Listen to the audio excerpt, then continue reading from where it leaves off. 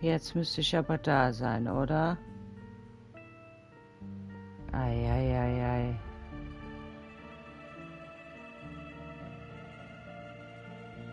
Doch, ja, alles klar.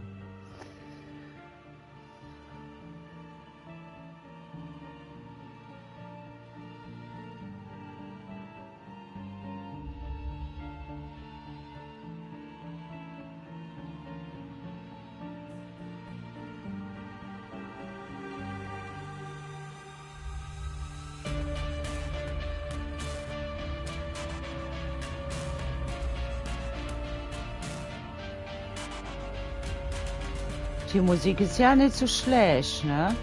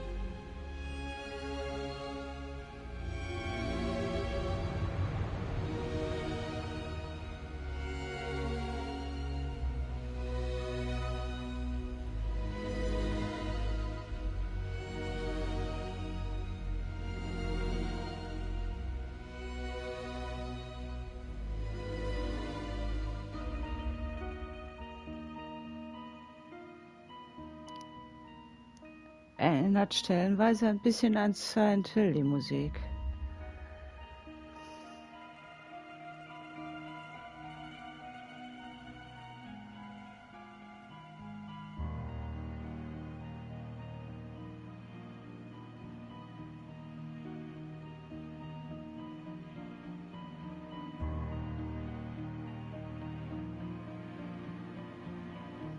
Ja, hallo, Eure Majestät.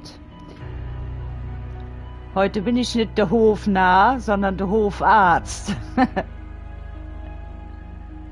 Und,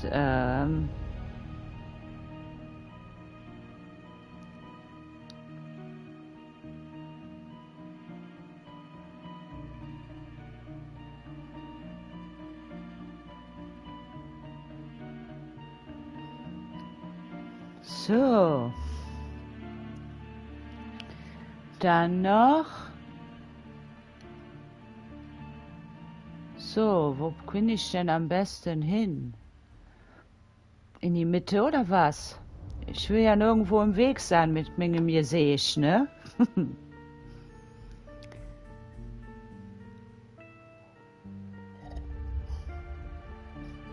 Aber ich bin ja gerne der Hofnarr. Kann man mich gut verstehen. Ich weiß nicht, ob noch die Musik vielleicht auch zu laut ist, aber das mache ich gleich in den Einstellungen.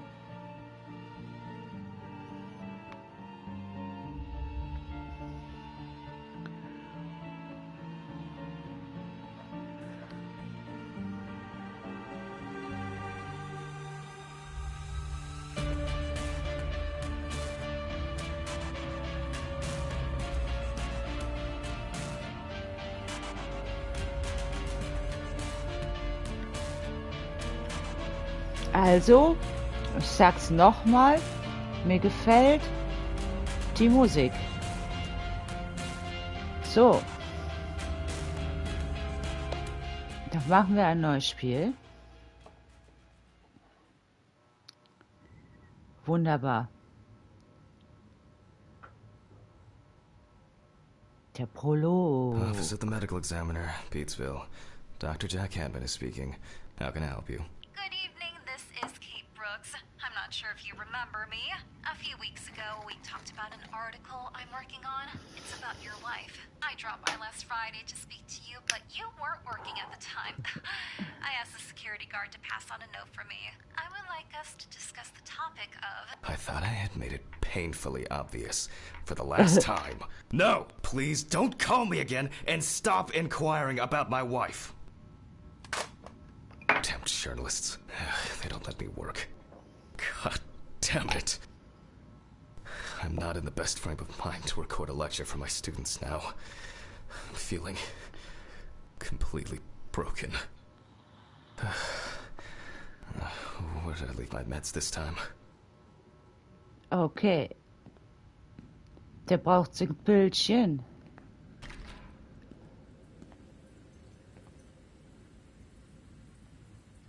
Okay, time to pull myself together.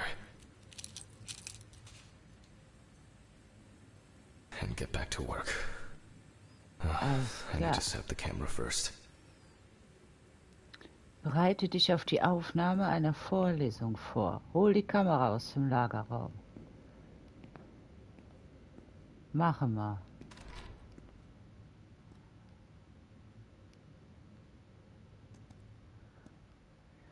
Das ist eine richtig alte Videokamera. Sowas hab noch nicht mal ich gehabt.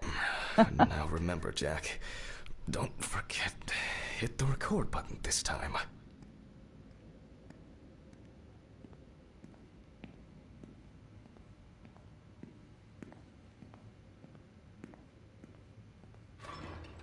Hopefully the new tripod is going to hold up.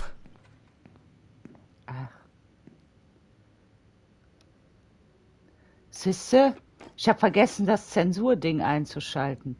Oder ist das automatisch an, weil ich es nicht ausgeschaltet habe? Sehen wir jetzt. Nein, es ist nicht an.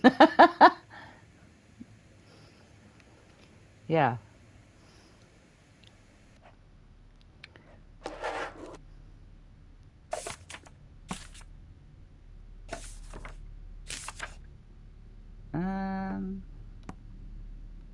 So. This should be fine. November 20th, 1991. Time, 8:43 p.m. Recording for medical students from the University of Missouri. This autopsy is conducted by Jack Hanman. Hello, everyone. Welcome to the autopsy room. Today, you will have the dubious pleasure of following a full autopsy, step by step. Naja, das You hier. have already performed your first autopsy. This will refresh your basic knowledge. In turn, for those whose knowledge is only theoretical, I advise not to watch this after a meal. Wenn das Zensurding aus ist, dann sieht man sein Gemächt. So, gute Angewohnheiten während der Obduktion. Wirf einen Blick auf die Tafel. Die Tafel. Let's start. Always wear an apron, mask, and gloves. Goggles are a must when the job is splashy. And in case of sharp accidents, it's worth having disinfectants at hand. It's true that you won't get ptomaine poisoning straight away. Genau, das But if your liver Würstchen. or kidney aren't doing well, you may end up with diarrhea. So, und The cadaver is placed on its back on the autopsy table. The pathologist stands on the right of the deceased. Make sure that all the necessary tools are always at hand so that you don't have to run around looking for something, like I do all the time. In the process of revealing and securing forensic evidence, it is difficult not to interfere with the original condition of the deceased. Written and photographic documentation Ja, dann plays a ess vital doch role was. throughout the entire examination Genau, process. den Long Johnson. So, gute Angewohnheit. Erkläre den Studierenden, was in diesem Beruf During your wichtig ist. research, be Ja, haben wir patient, doch. inquisitive, but above all, attentive to detail. Many entries are visible at first glance, but sometimes they can be cover for more interesting stories. And lastly, remember that nothing teaches you self-narration like working with the dead. So get used to that fact soon. Everyone will think you're talking to yourself. During your research, be patient, inquisitive, but above all, attentive to detail. Many Inspiziere entries das are visible at first Beweismaterial glance, der but Polizei. sometimes they can be cover for more Das machen interesting wir. stories. Now, on to the police folder. That will contain all sorts of pertinent information as to who the deceased might be and what potentially happened to them. So, let's take a closer look, shall we? Ja, das machen wir. Gucken wir mal, was wir haben. The deceased's name is Tobias Chambers, locally known as Old Toby. Homeless and unemployed for at least a couple of years. Tobias Chambers. The deceased was found on the outskirts of a parking lot at a gas station, where he often begged and persistently offered drivers to wash their car windows. Aha. The body was noticed by a station employee during the morning shift. Initially, he thought that someone had thrown some boots and a coat in a nearby ditch. It took him a moment to recognize the pile of clothes as the body of a man. Okay. He worked most of his life at the local port dealing with unloaded cargo. He was fired for being drunk and starting fights. His son runs a hardware store on his own. His wife left him years Alkohol ago. ist nicht They gut. both had no contact with the deceased. Signs of libation were found around the body. Empty bottles, Bis traces gleich, of mein an inept Schatz. attempt to start a fire, and a scattered makeshift blanket. That's it. Ja, das war's. It's worth So. remembering the context around the scene of a death. This allows you to better interpret any traces found on the body. I shouldn't start the procedure without gloves. Ja, das ist wohl wahr. Zum Desinfizieren schon. Donuts hat er auch schon parat liegen, Mensch. So, suche Handschuhe zum Anziehen. Now it's our turn to take some pictures for our files. If I can just remember where I left the camera. It's in here somewhere.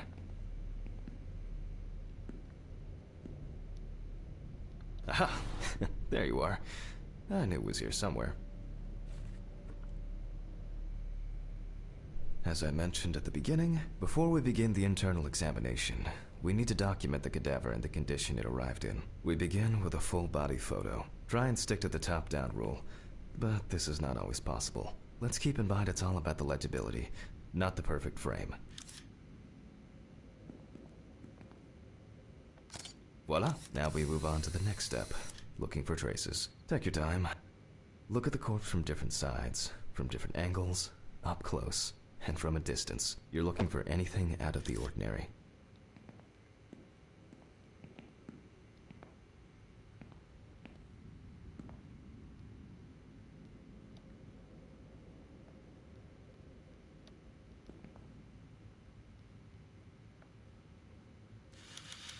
That's something interesting. It will be necessary to check whether this injury was severe enough to cause damage to the brain. Ja, gute Idee. Wir schneiden sein Hirn auf. Hardened hands, worn out by physical work, and frostbite?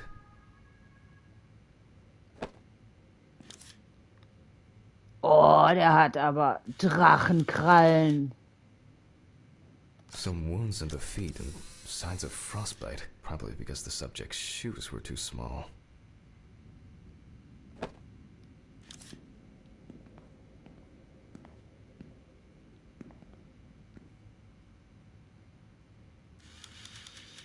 A poorly healed wound.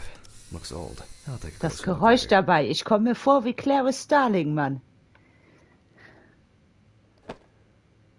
In a moment, we will check which of our initial observations will be worthy of further consideration. But before we get to that, I need to write down some basic data. Das machen wir.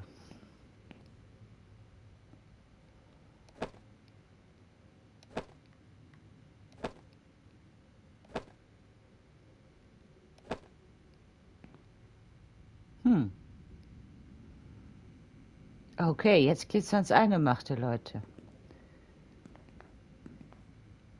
Was brauchen wir denn als erstes? Personal information. The deceased was unclothed. Date. Okay. As you can see, I note everything down on previously prepared forms. Every pathologist must keep a detailed record of every step of the autopsy. This not only allows you to track the procedure, but also collates the results together, upon which you may back up your conclusions. So, enough of the boring prep. Let's begin by taking a closer look at the spots I photographed earlier. For this, you're going to need a magnifying glass.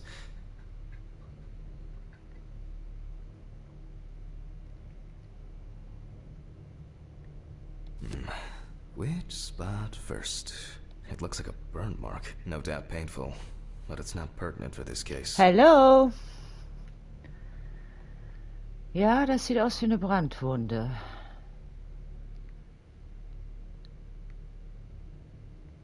Ah, die Drachenkrallen.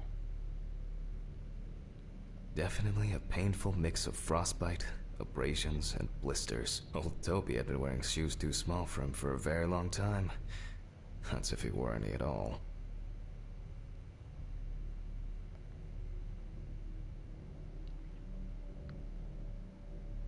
Here we can see frostbite on the fingertips. We can tell by the characteristic skin color. Mhm.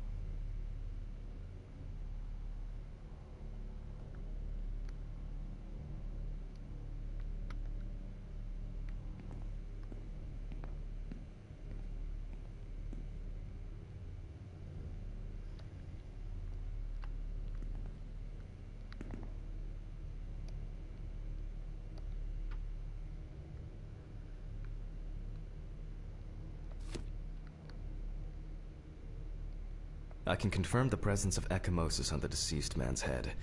The appearance indicates the intravital nature of the wound. Add alcohol, which I can clearly smell. And this was an accident just waiting to War ja happen. wieder klar, ne? So far, there are a lot of superficial wounds, but only one serious injury to the head. Let's go back to our notes.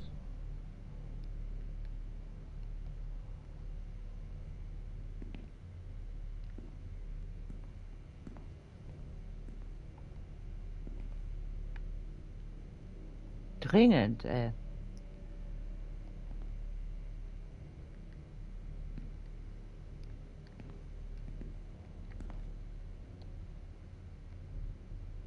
First, I mark the location of the injuries and make notes for each one. So, Ja, also da waren die Quanten. if Toby's body was cold for a prolonged period, the frostbite could have resulted from the body's defense reaction. The safety of the internal organs is more. We're not in frost season yet, but high humidity, wind, the head wound. Definitely an important clue. Even though this type of wound didn't contribute to the deceased's death, we're still required to record it. As you can see, we don't have much to go on. Let's write down what preliminary causes of death we can think of. Ja, also er könnte erfroren sein. The nights have been particularly nasty lately. We will check if there are any signs of freezing internally. Naja, und die Wunde am Kopf Various types of accidents are a common cause of könnte death ja among auch the eine homeless and the Möglichkeit elderly. sein. Perhaps old Toby slipped and accidentally hit his head.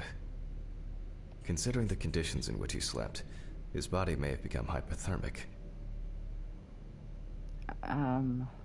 Durch die Verbrennung wohl This is of no kaum. interest to us, Aber since the deceased clearly smelled of vielleicht was alcohol. Inneres. Das ist I'll add ein alcohol Leberversagen poisoning to our oder list. so. We still have one thing left from the basics: rigor mortis. Well, we take our deceased by the hand,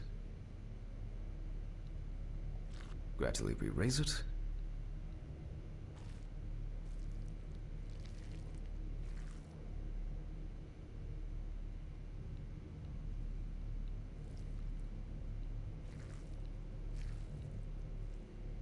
now let it go.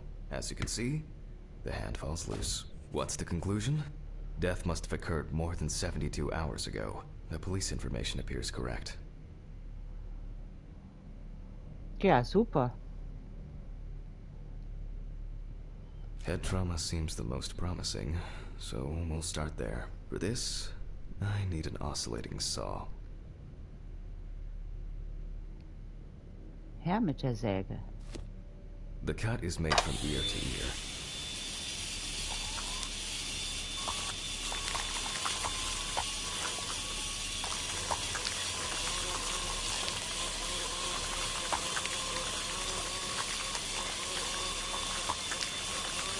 After which, we remove the skin and the top of the skull.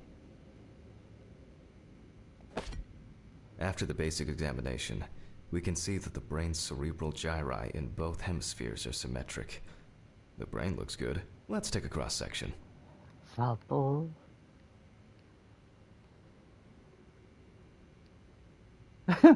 So, was soll man machen? Verlasse den Some Leichnam. pathologists prefer to examine organs without removing them. However, for me, it's much more convenient to examine them on a board, which we'll do now. Schnippidi schnapp. My head. Och nee, nicht jetzt. Oh, I can't think straight. Pills. Where are my pills?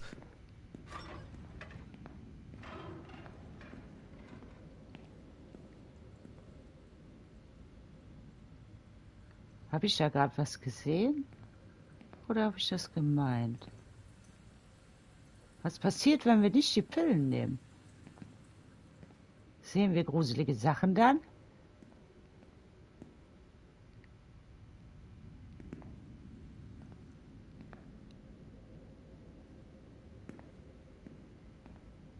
Was, Alter, hast du was gesehen, was ich nicht gesehen habe?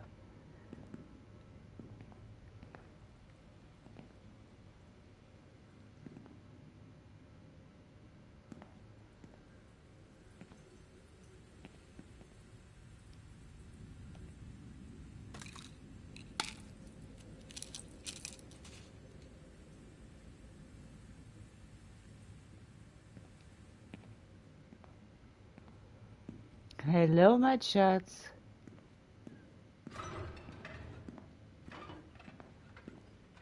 So, jetzt aber. Holding a long, narrow blade knife in the dominant hand, we slowly cut the cranial nerves on both sides, all the time pulling the brain towards us.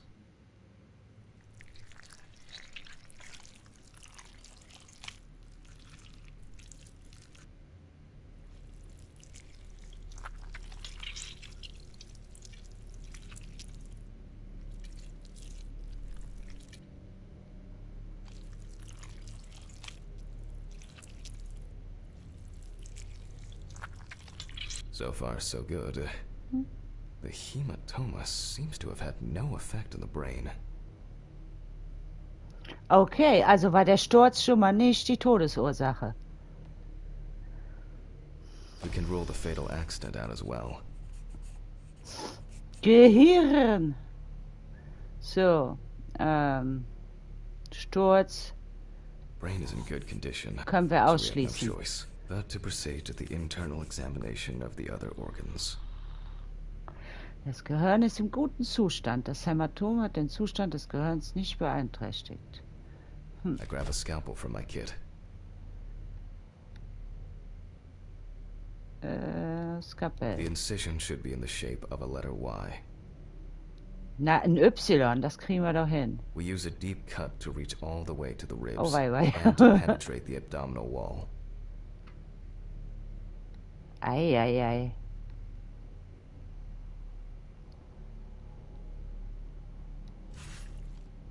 Slits.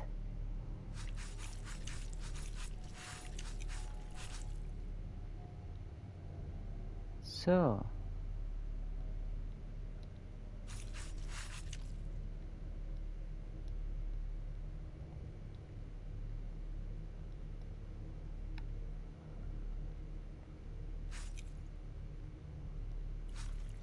Ja, aber ein bisschen üben. So, ist jetzt überall auf? Ich glaube schon, ne?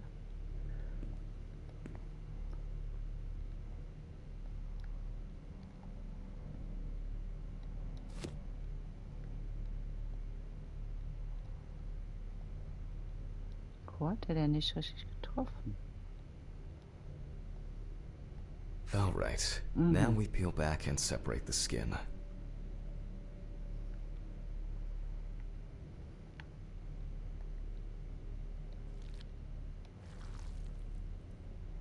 Ja, das war Night of the Living Dead.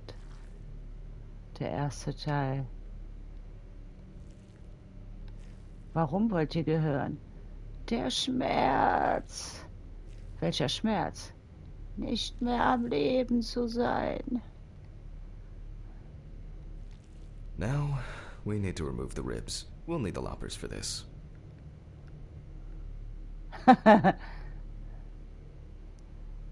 So, nice, oder?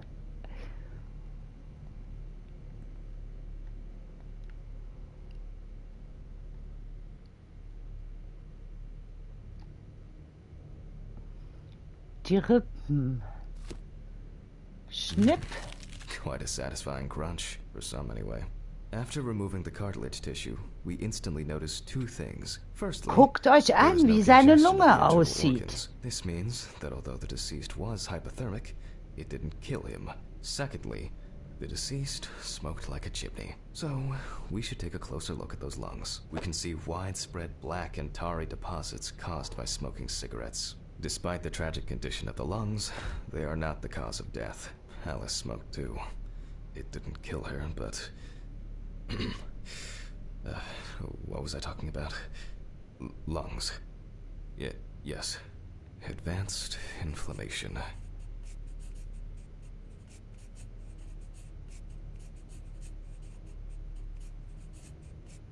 Lunge mit ausgedehnten schwarz-grauen Ablagerungen, sichtbare entzündliche Veränderungen. Boah, wie deprimierend, ey. Aber die ist auch nicht die Todesursache. Ja. Was jetzt? What now? The syringe. Now's a good time to collect some samples. Eine Spritze, damit wir eine Specifically toxikologische From the Untersuchung eye, machen the können. heart, and the bladder. I'm Right. interested to see the concentration of alcohol in the body. Vitreous humor analysis is very useful in indicating long-term alcohol abuse.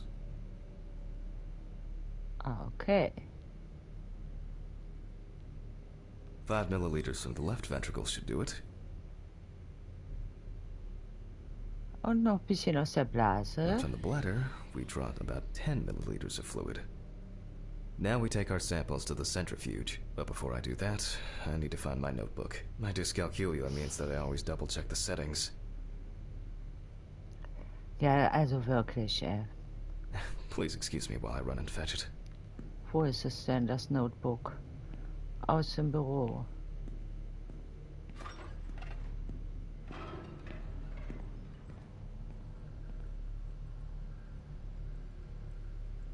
Was ist das für Geräusche?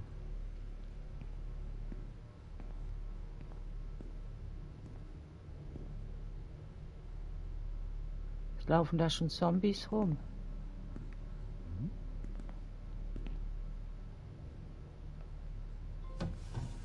Wer braucht frische Luft? Genau, das gab eine Trophäe, Mann. This whole thing is covered in stains. I should check this out under the microscope sometime. It won't be needed for the next few months.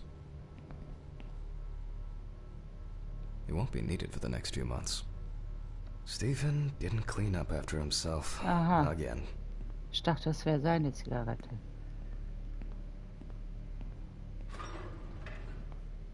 Let's get back to the examination.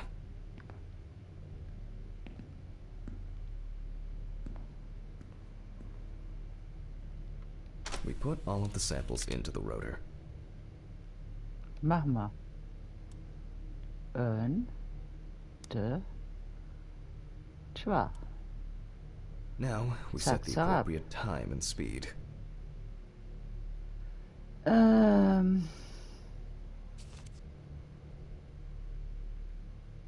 15 Minuten und 70%.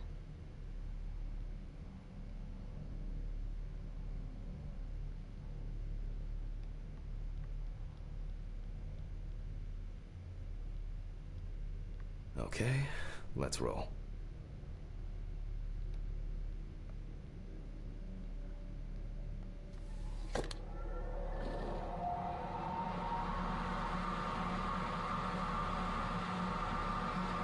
GeTikTok, das ist auch eine gute Möglichkeit. Again.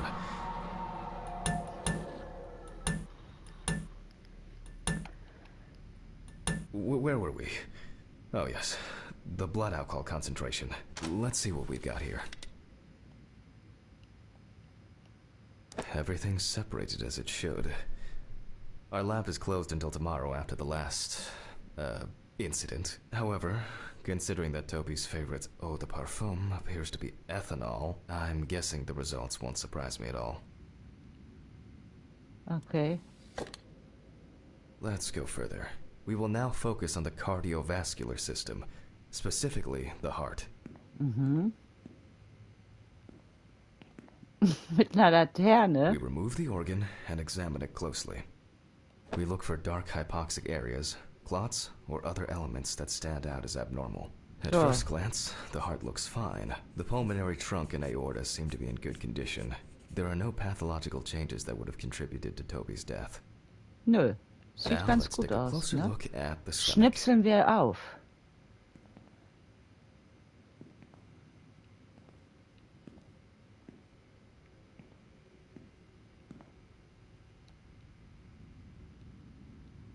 Size is normal, healthy, pink color, and as expected, the stomach has no major external damage. We must now cut it open and inspect inside. We will do it carefully so that its contents do not spill out.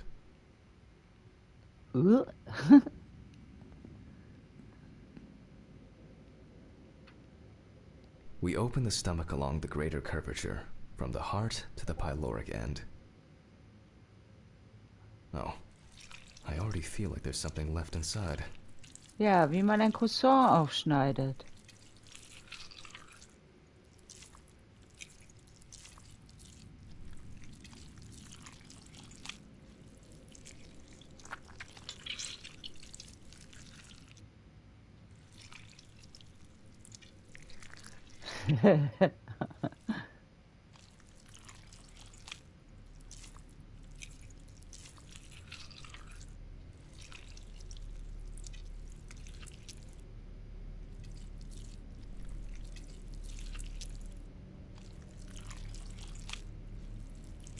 Okay. Okay. Large amount of gas, small amounts Whoa. of yellow, grayish food content, resembling some kind of meat. Either our deceased hadn't eaten in days, or the bulk of his stomach had already found a way out. Looks like I'll have to find the missing contents.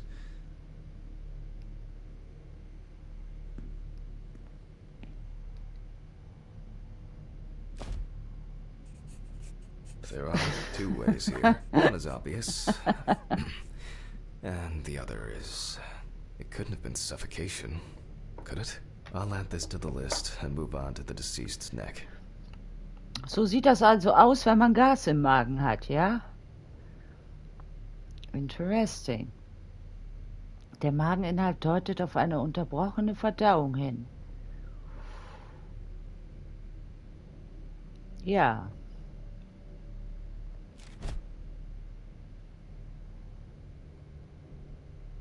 At first glance, the trachea looks normal. Same result as with the stomach. The external inspection doesn't tell us anything. This time we'll cut on a tray.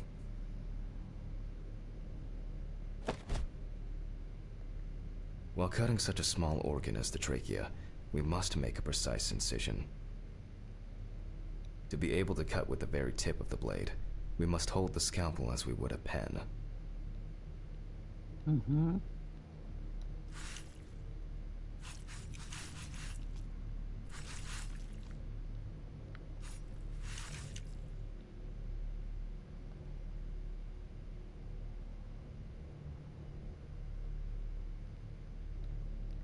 Das ist And after careful examination and deduction, we've got it. A clogged trachea. It's Oh, time to summarize the siehste, whole thing. der Typ ist an einem Reflux gestorben. Ja. So schnell geht das. Based on the report and preliminary documentation, it's safe to assume that the deceased passed out after consumption of alcohol and then fell asleep on his back. Die Luftröhre ist mit Then the gastric contents zurückgestauten. refluxed and flooded the Kotze airways, voll. causing death. Der ist erstickt. Notiere die Haupttodesursache. Ja, That's why we don't forget about the erstickt. recovery position at dorm parties.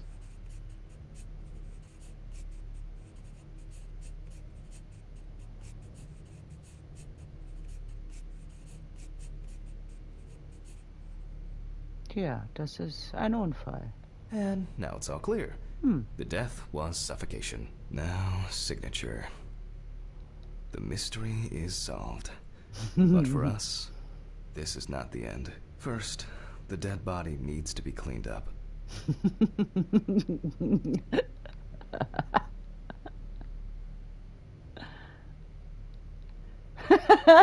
Das ist sehr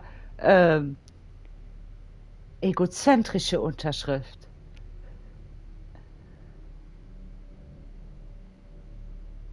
Ja. For this, we will need to close the body So, and grab the Tobias. needle. First, we unroll the skin flaps. Wie, du siehst nix. And then, we sew the deceased back up.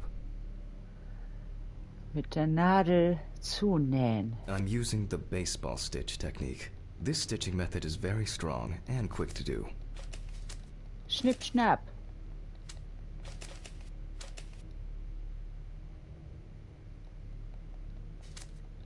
Hello. Ja, den ersten Todesfall haben wir schon geklärt, Stefan. Ein Unfall war's. Ja. So. Ne, ist noch nicht richtig zugenäht. Irgendwo fehlt noch ein Stich.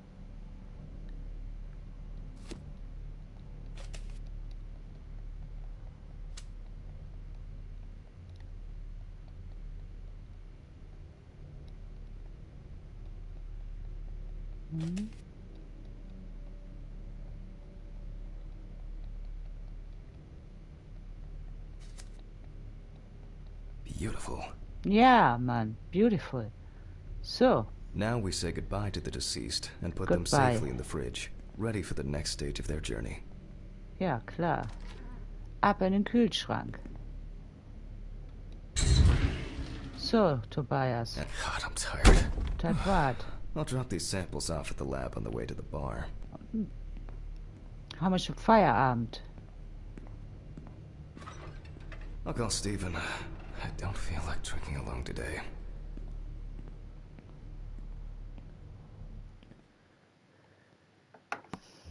Ja, somit haben wir schon hier den ersten Fall gelöst, ne? Oh je, Mene.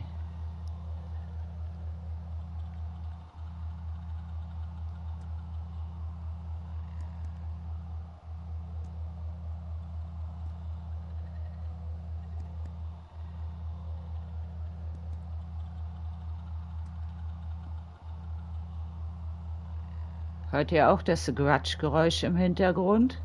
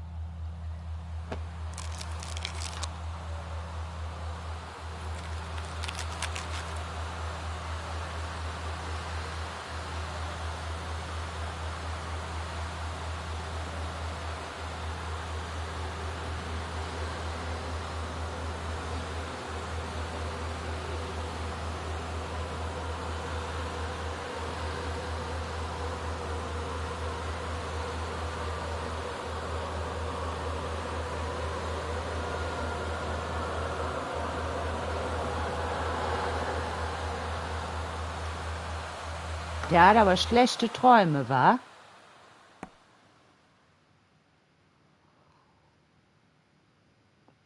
Jetzt haben wir schon Kapitel 1. Forgive me.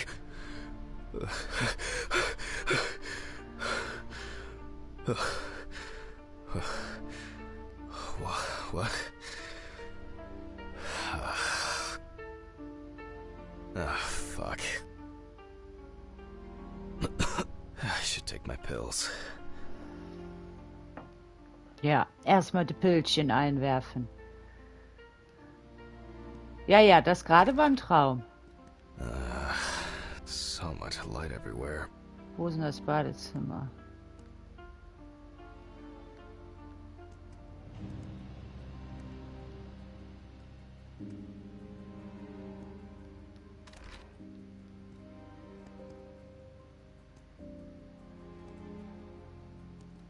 Ist ja wie bei Outlast. It's a shame this won't help with my hangover. Wenn du da Paranoia hast. The fucking phone.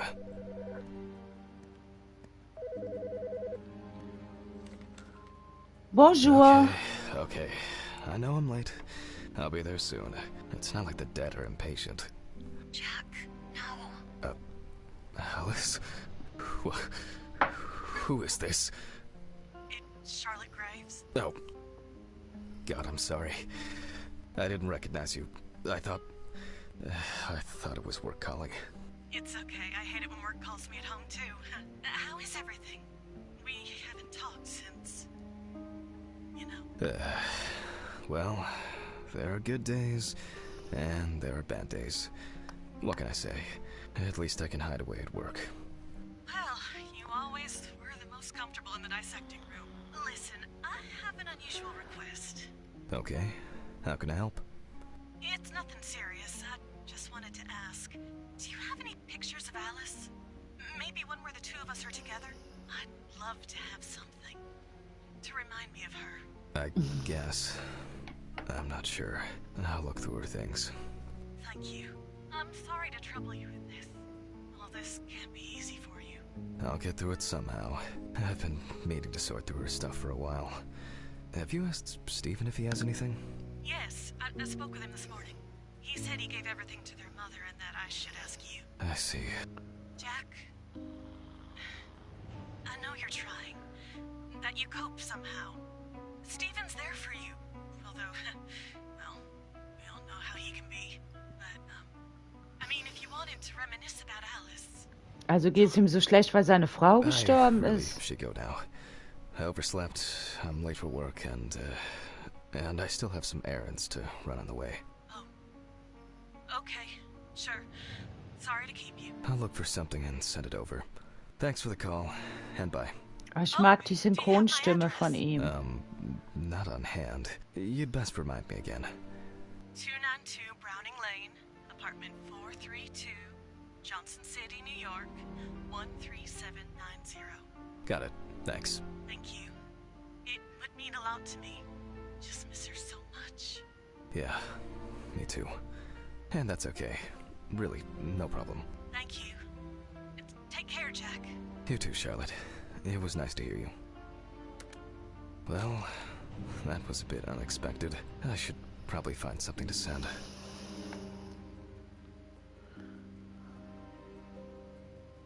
Beeile dich? Warum?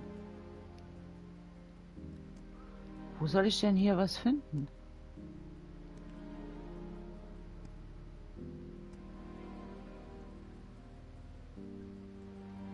Ist hier ein Fotoalbum?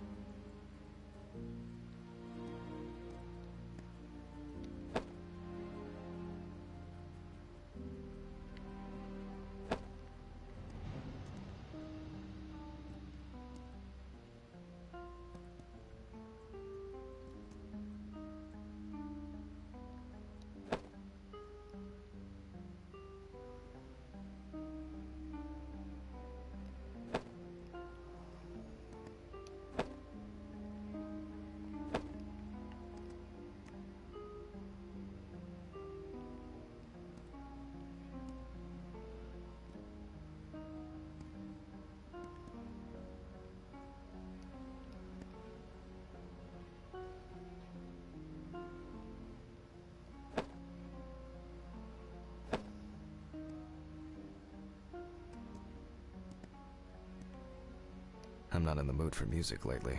Ne?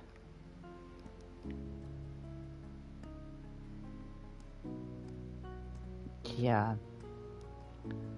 Weiß nicht.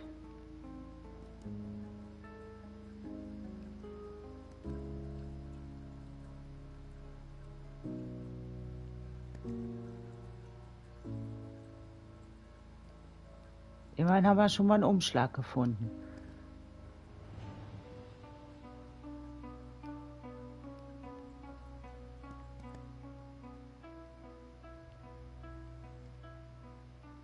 It hurts too much to look at these, but I can't throw them away.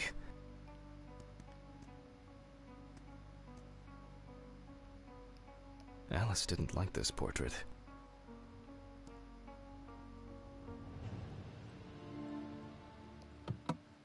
Aha.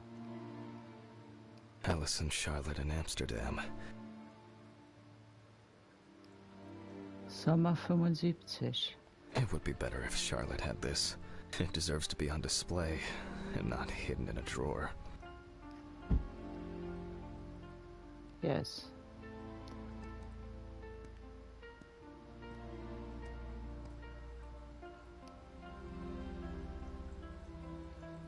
Okay, time to go to work. I'm seriously late. Willst du nicht noch Adresse draufschreiben? Naja.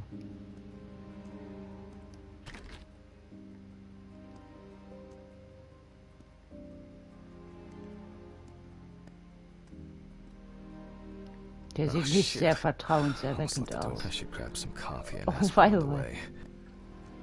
way.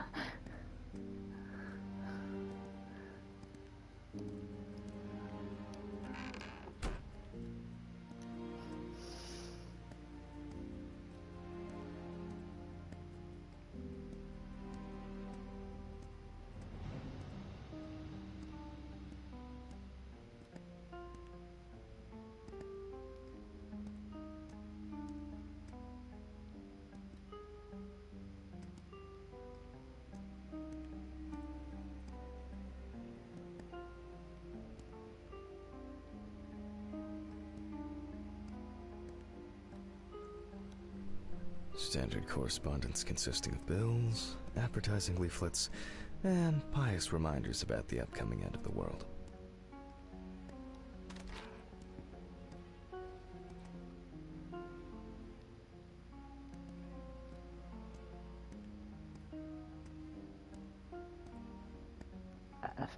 Also irgendwie steht der Briefkasten hier sehr merkwürdig.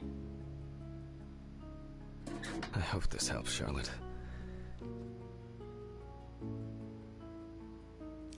Okay, all done here. Time to go.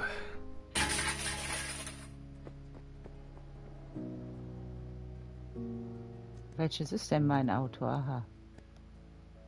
Ugh, damn, I forgot my jacket. Ah, well, I'll brave it for tonight. Too bad. Ach ja, gibt ja Schlimmeres.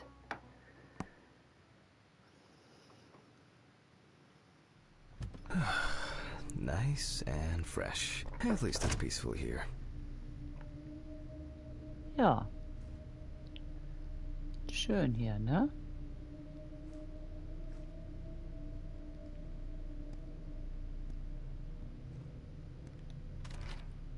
Good evening, Mr. Ridley.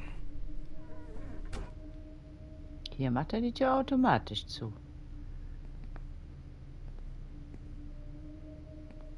Has Stephen delivered the body? Mensch, habe ich mich jetzt Did he leave it where he erschrocken. usually does? As always, it's a real pleasure talking to you. If you say so.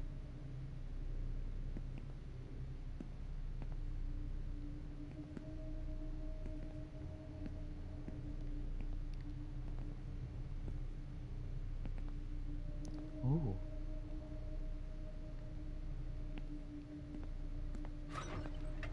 Some corpses have more personality than this guy.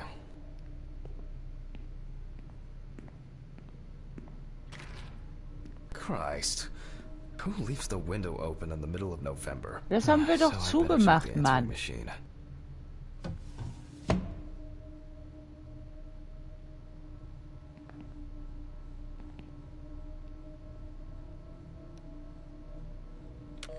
Hi, Jack. I dropped by a little early today. I left the body with Ridley in the corridor. He wasn't sitting in the locker then, so maybe he'll even throw him into the room. Well, how are you doing? Yeah, I mean, it's your first birthday without her, and... This, I still have a hangover, and you know me, I run to the John like the neighbor's fucking dog. You know, today I slipped on his shit again. That fucking furball. He always has to shit next to my car. Anyway, I can't come over in the evening, but we'll catch up on the weekend, okay? Bye. I almost forgot. Charlotte called me this morning. She asked about you, so answer your calls, Jack. This time it's not a reprimand for being late. That's par for the course. I wonder when this clown will learn to look under his feet. Birthday. I actually forgot it was today. Alice baked me muffins like these every birthday.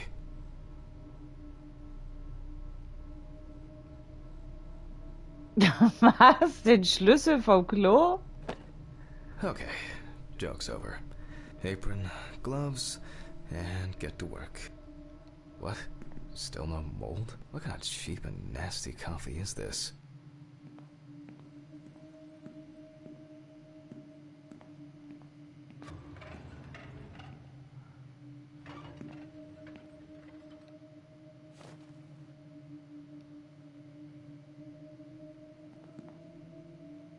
I need to order another batch of these. I've got to remember to do that later.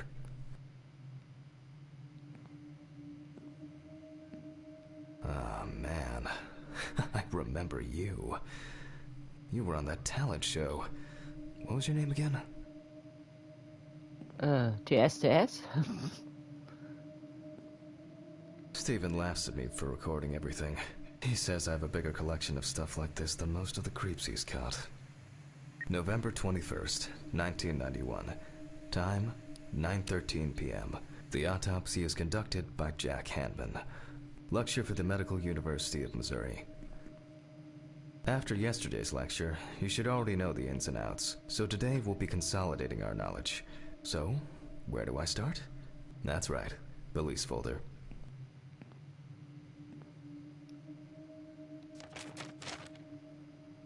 Samantha Barker.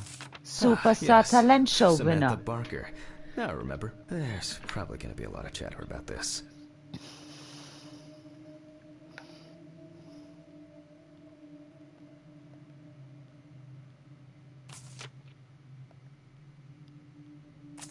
When questioned, friends admitted that Samantha's last days before losing contact seemed extremely happy and relaxed. Oh, She das also ist quit bestimmt drinking alcohol Drug Abuse. and mentioned something about rehab. The friend also admits that there was no indication of an impending tragedy.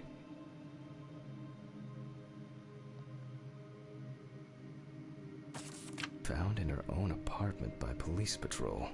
Officers were called by a concerned friend of the deceased, who had been unable to contact Barker for several days.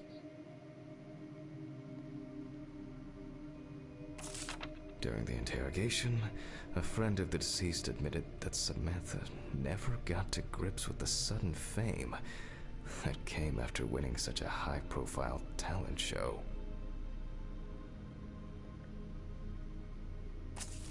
The deceased was found in her own apartment, in a semi-recumbent position on an armchair. Large quantities of alcohol and empty packets of sleeping pills were also found in the apartment. Also, die denken, dass sie sich umgebracht hat. After her first album became a commercial success, she was hit with a creative drought. She suffered panic attacks and severe sleep problems. Drugs and medication came into play. Well, let's see what settled this matter. As you can see, the body is fully clothed. Therefore, before we move on to photographic documentation, we must remove the clothes. This time, we don't have to focus on the clothes too much. However, there are cases where a clothing analysis can lead to the cause of death.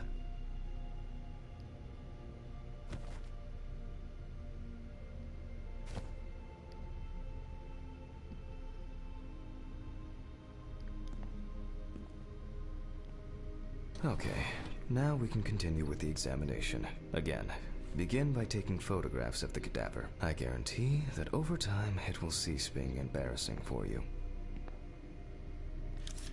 First, we photograph the whole body. And now, any suspicious-looking marks or wounds.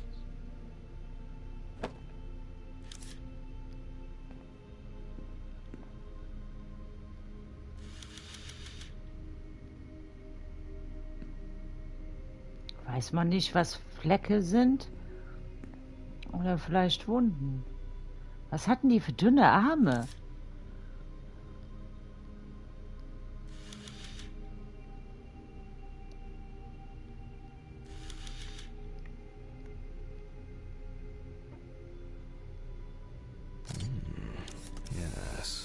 seen this many times.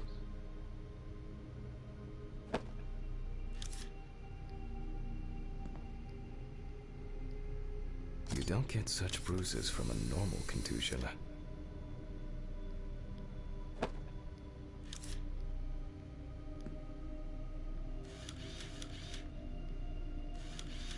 Interesting. Very uneven. We need to investigate this.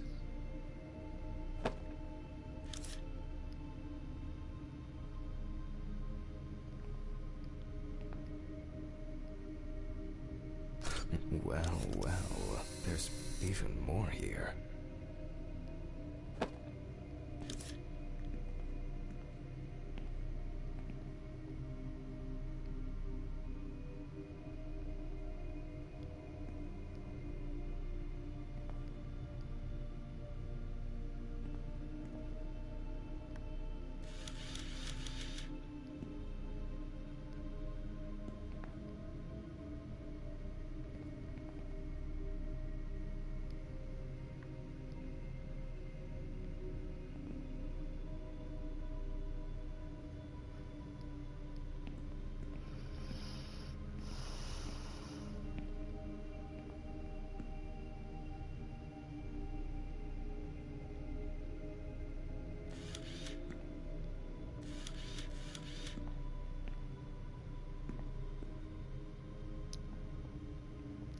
Sieht irgendwie so merkwürdig, richtig dürr aus, ne?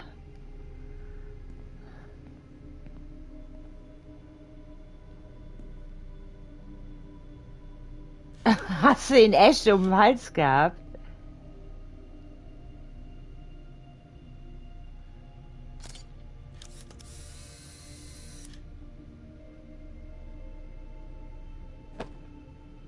A few we will need to look into here.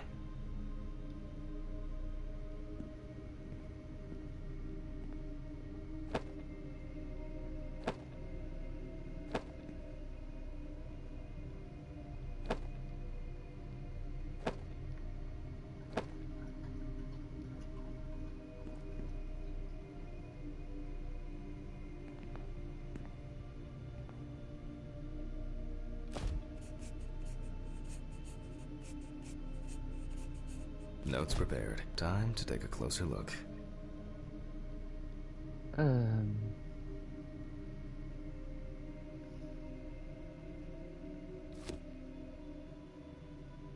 Such bruises are caused by either a very heavy blow or by some internal issues. Das habe ich immer mit meiner Brille. Ich suche die und hab die auf dem Kopf.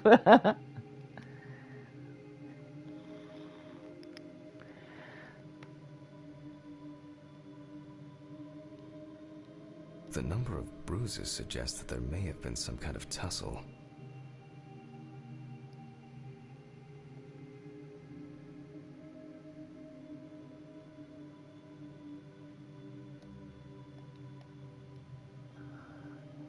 And here's something interesting. The skin of the deceased is covered with numerous blisters. Some of them are ruptured.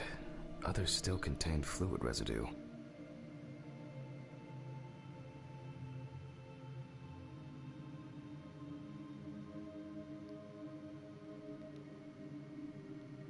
More numerous blisters.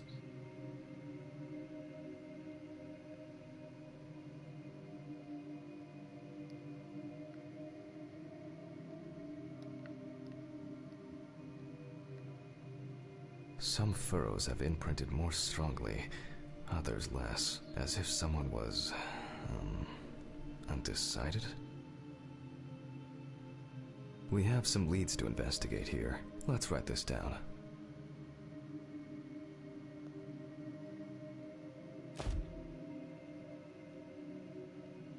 Currently, it's difficult to say whether the bruises were the result of a beating or whether it could be some kind of internal bleeding. Given the condition of the deceased, it's difficult to tell immediately whether the bruises were the result of a struggle or perhaps the result of iron deficiency. On the neck of the deceased, we can see clear furrows, indicating that strangulation may be the probable cause of death. In general, such blisters usually appear in the case of mechanical abrasions, but due to the place of occurrence, This should be excluded. The most likely cause of such skin changes is the high concentration of barbiturates in the body. Okay. Although it's easier to have abrasions on your feet, but the number and size of the blisters suggest that it's probably a matter of barbiturate poisoning.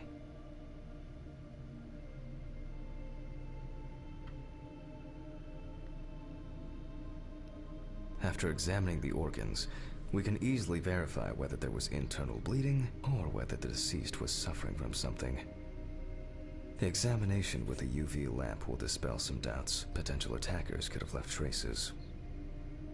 A severed spinal cord, trauma to the larynx, or trachea will verify whether the hanging was the final nail in Miss Barker's coffin. I'll add barbiturates to the list of necessary tests,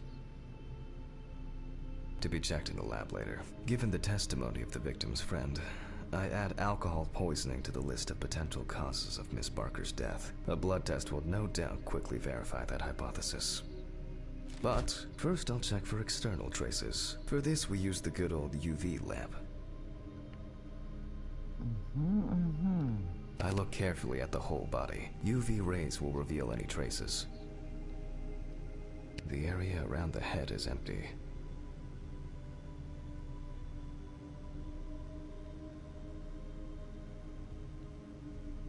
Torso, empty, without marks.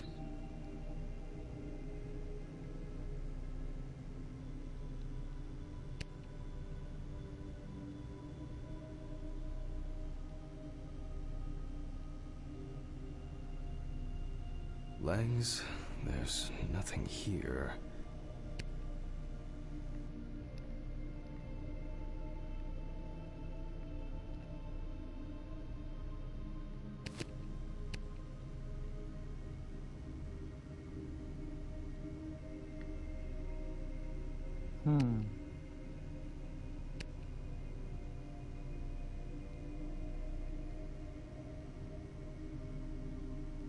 Right hand clean. The left hand seems to be fine. No marks. Ah, well, nothing to surprise us here. Now gently, we take the deceased by the hand.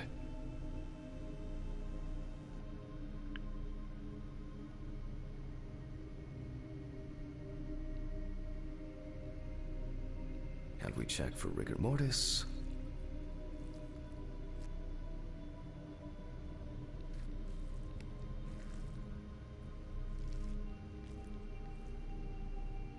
Again, the hand falls freely. Since we don't have a definitive lead, we will examine all the key organs one by one.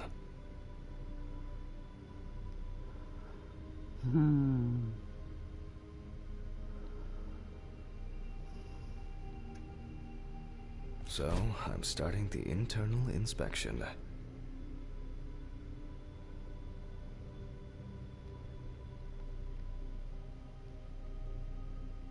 I dissect the skin of the deceased.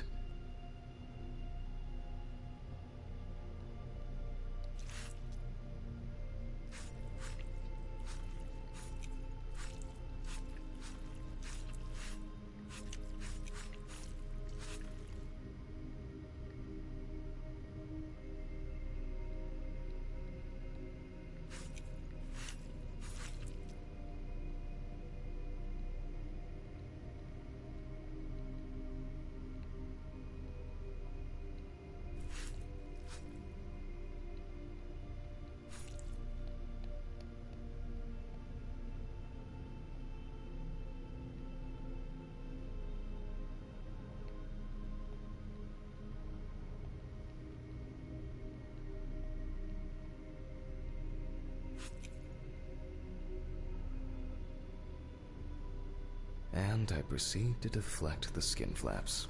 Compared with yesterday's body, the deceased has only trace amounts of adipose tissue. Was ist denn da los?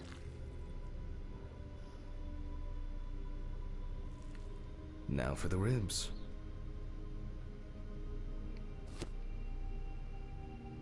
What do we have here? Or rather, what don't we have? There is certainly no sign of internal bleeding. Before I disembowel the deceased, I will take samples for toxicological tests to determine the alcohol content in the body. I just need my syringe. Just to be sure, I'm taking samples from 3 organs: the eyeball, the heart, and the bladder. Analysis will rule out, or confirm, alcohol poisoning as the cause of death.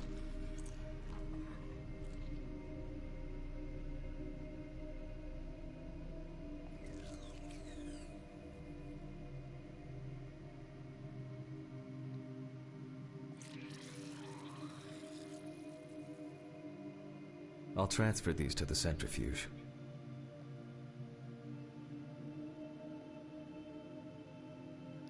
Nimm das Notizbuch doch immer direkt mit, ey. Da muss man das nicht immer holen gehen. What was it? 15, 70? Na, Matze. 75?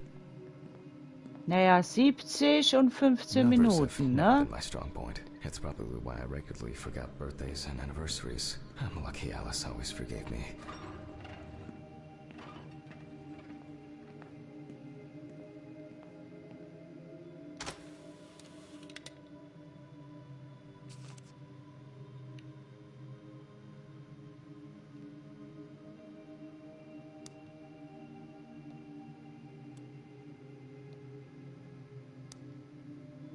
Gently does it with this old thing. Handle with kid gloves.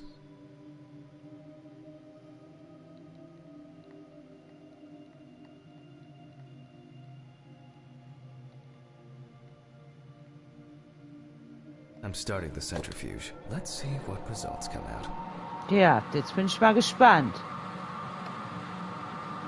The laboratory is already open, so... Fucking hell! Ridley! Mr. Ridley!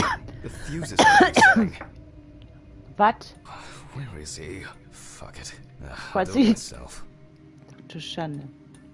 Prüfe die Sicherungen im Lagerraum. Ah, jemine. Ganz schön düster, hey.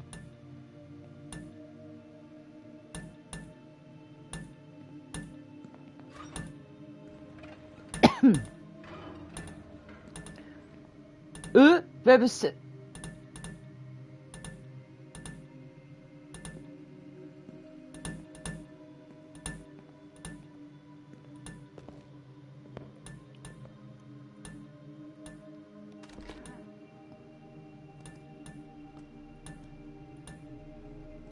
First the right, and then the left. Okay. And voila. Ah. Junge, Junge. Oh, for fuck's sake. Can't I work in peace?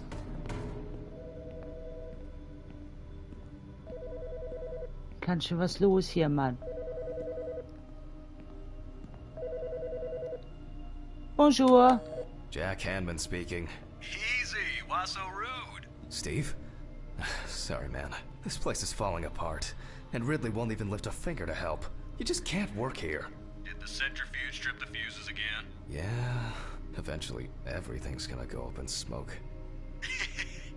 Look on the bright side. It's a free cremation with your autopsy. Up in Jesus, smoke. stop it. That shit pisses me off. Okay, sorry, Jack. Anyway, I'm calling to ask how the autopsy's going. Soon there'll be journalists sniffing around for info, so we'd best be ready. Buck? I'll Where's whiz through Buck? this in a Buck couple of Rogers? hours. It doesn't look like a complicated case to me. More of a formality. Ach, Beck. The report will be available in the morning. Sounds great. Beck. Thanks. Phew. Willkommen back, Willi. Well, my head seems better than yours. On the way to work. Holy fuck. What? What's happening? Quiet. Was hast du A gegessen? 3-car police convoy was involved in an accident near Pete's Bay Bridge while transporting prisoners to Orleans Parish Prison. At the moment, we do not know the exact What? number of victims or whether any of the convicts escaped. However, the scale of the accident indicates a large number of victims, possibly even fatal ones. Police are on their way to investigate the incident and secure the area. We know that the injured prisoners are on death row. The police were to transport them to their execution, which was to take place tomorrow morning. Many of them are very dangerous criminals. We will report on the matter on an ongoing basis, so stay tuned with us. What? Was,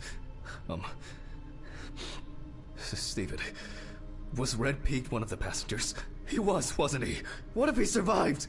Jack, I have to go. They want me on site. What if he survived? I gotta go. Talk to you later, okay? Fuck. Direkt mal Pillchen. Pills. I need my Red pills. Pete, hat er seine Frau umgebracht oder was? Jack. A serious accident. Lots of victims. He's definitely dead. Yes.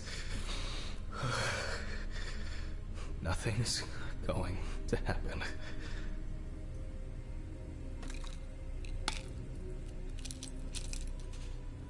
Oh wei, oh wei. Das kann ja nicht gut gehen, Mann. Christ. I've got to get back to work.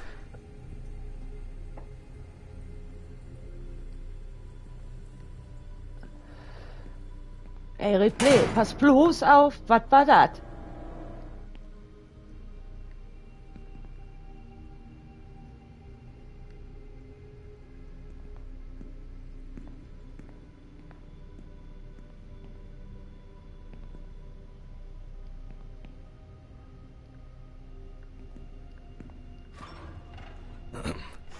Technical break.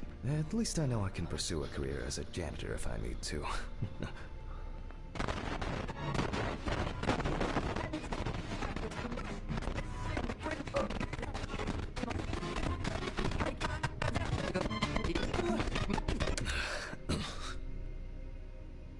Wieso geht das einfach an, Mann? Alright, let's see if we were able to get anything out of this piece of crap. And miraculously, yes, the samples did spin. I'll transfer them to the chromograph in the lab.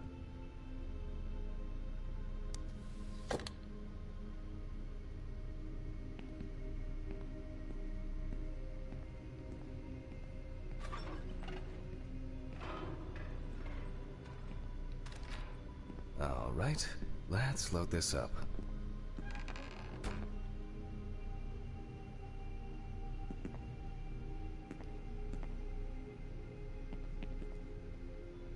I placed the test tubes in the rack.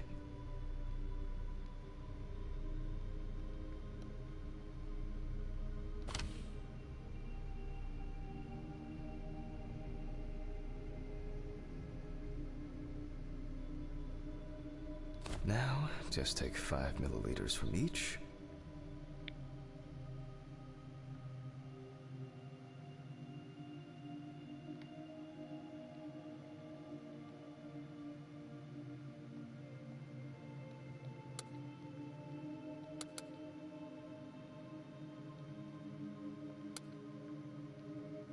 Precisely.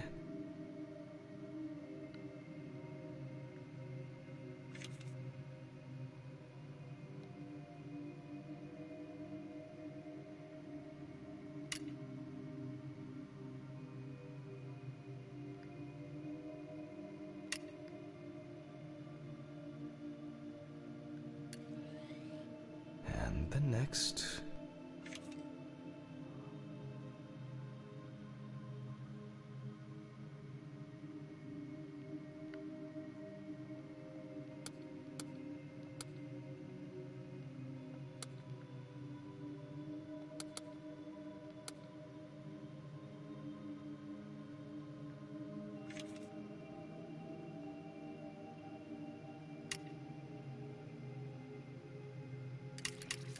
Five more.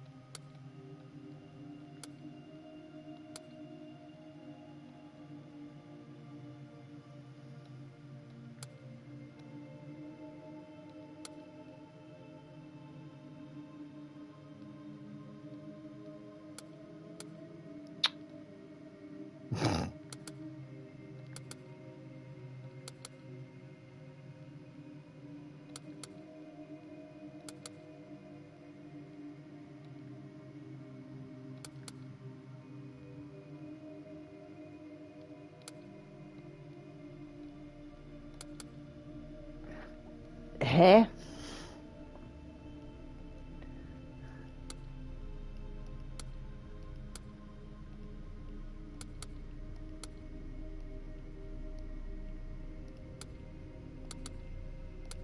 Wieso flitscht das immer wieder zurück?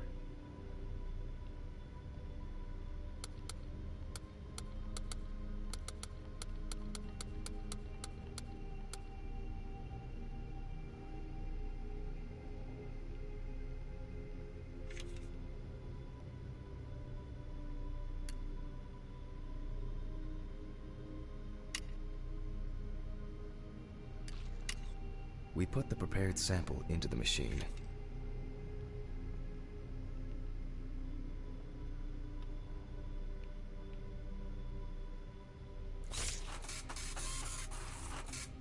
Let's see what we have here. The results indicate that the deceased did consume alcohol shortly before her death. Das war ja zu erwarten. This is not an amount that could cause poisoning leading to death. Just slight inebriation. Okay. I can return to the body and continue the rest of the examination.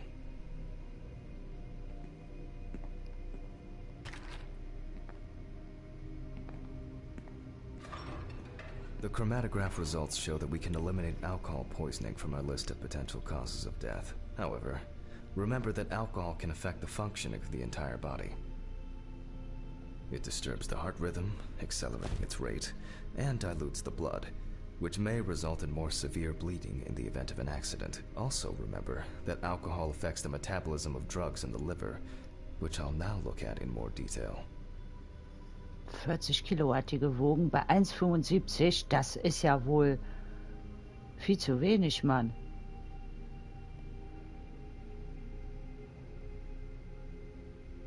Hallo, Rabe. Schließe Alkohol als mögliche Todesursache aus. Okay. First, I'll pick up the syringe again.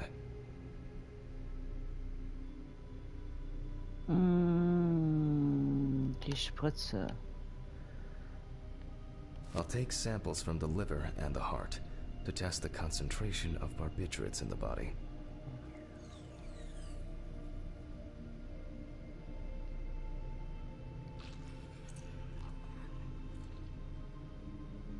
That's enough. I'll do the test later. I'd best not try my luck with the centrifuge right now. Now I removed the liver.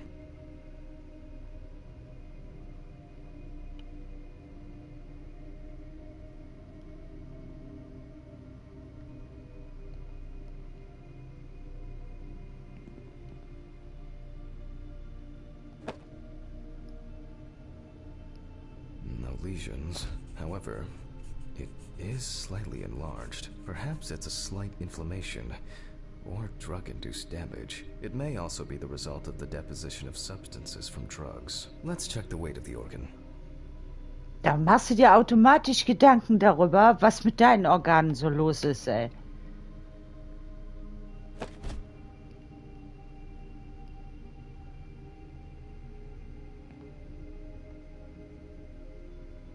Wo ist die Waage?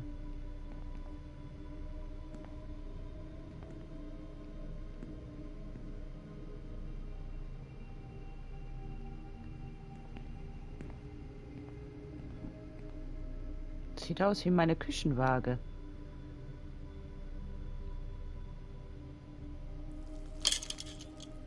The weight is 1,300 grams. The liver is enlarged.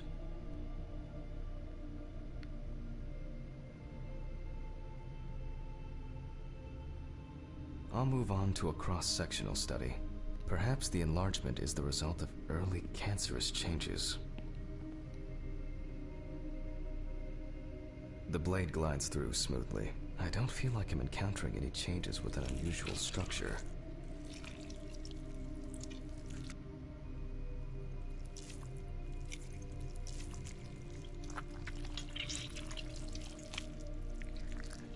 No steatosis or cirrhosis. The liver is actually quite clean inside.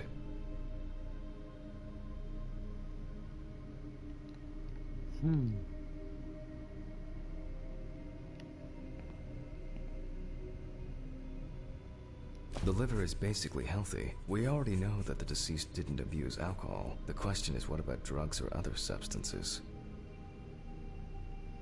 I move on to the heart. Oh.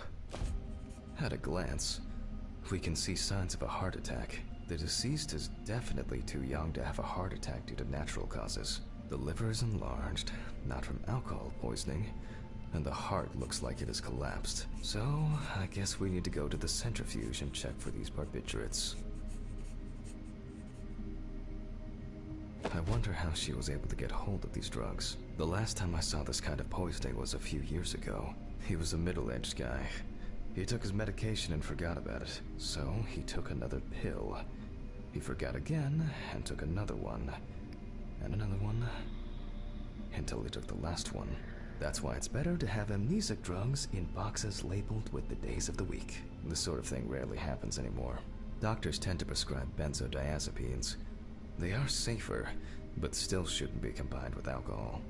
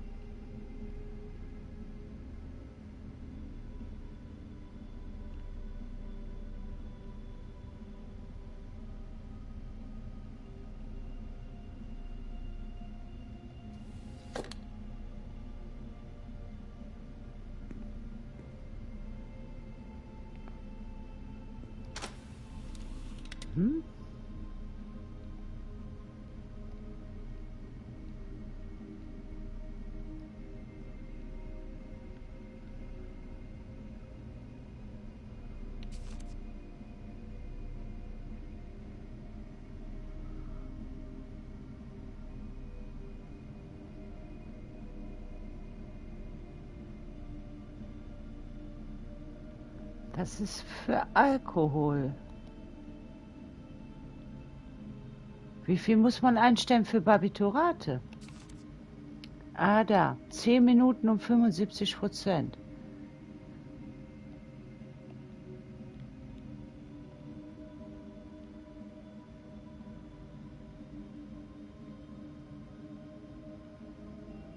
We close the centrifuge and pray that it doesn't trip anything again.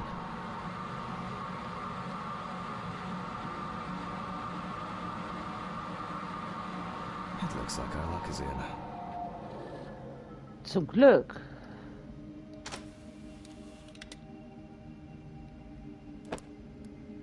We can take the samples to the lab now.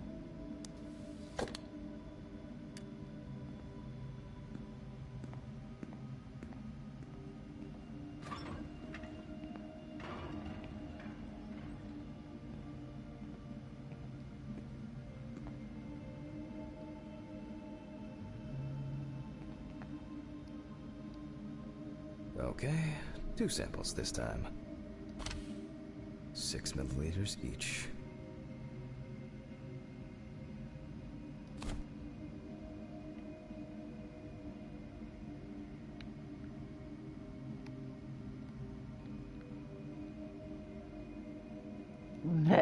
Leber mag ich auch nicht.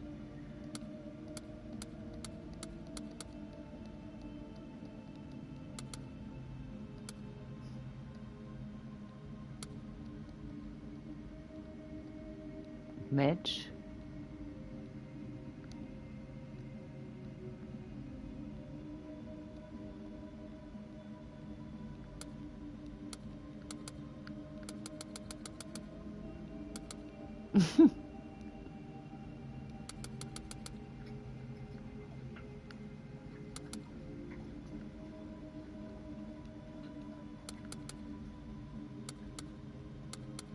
Na?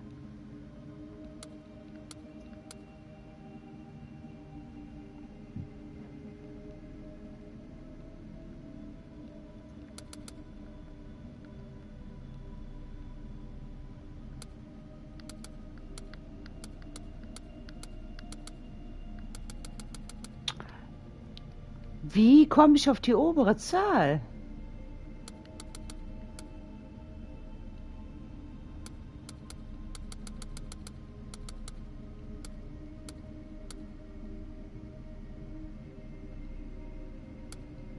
Na?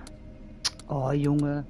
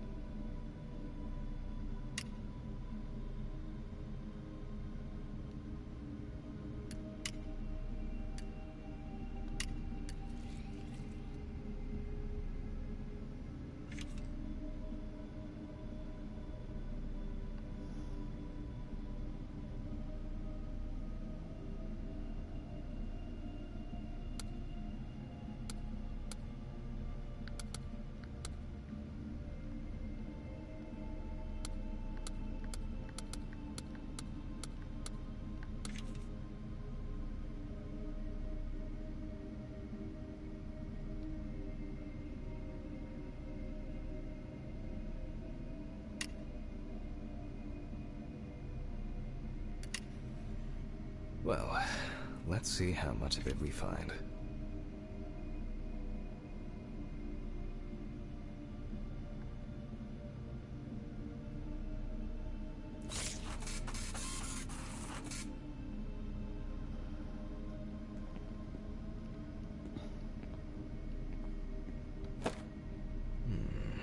Nothing surprising. Significant amounts of phenobarbital metabolites of hepatic origin.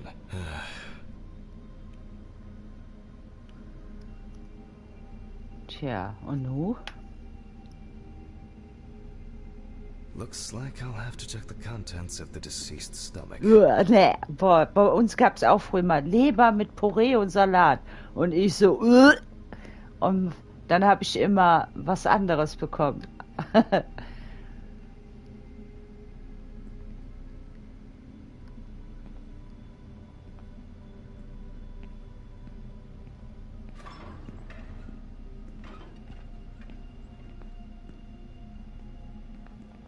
So, Samantha.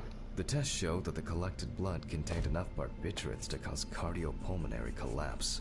The question now is whether it was an accident or a deliberate act. Nee, also da habe ich richtig Glück gehabt. Ich bin nie gezwungen worden zu Hause, dass ich irgendwie was essen muss. Das gab's bei uns nicht. Zum Glück, ey.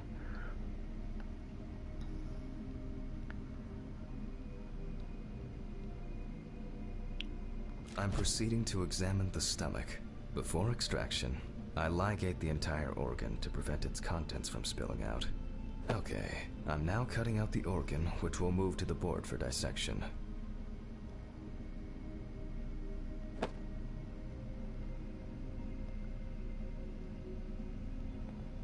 Nochmal Croissant aufschneiden.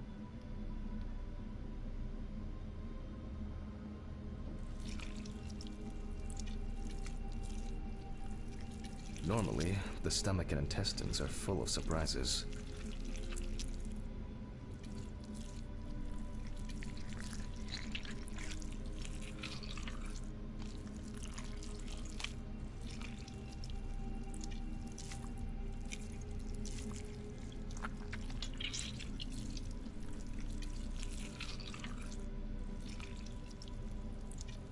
Not this time. We see remnants of undigested food and a dense mass of pills. You don't take this many drugs by accident.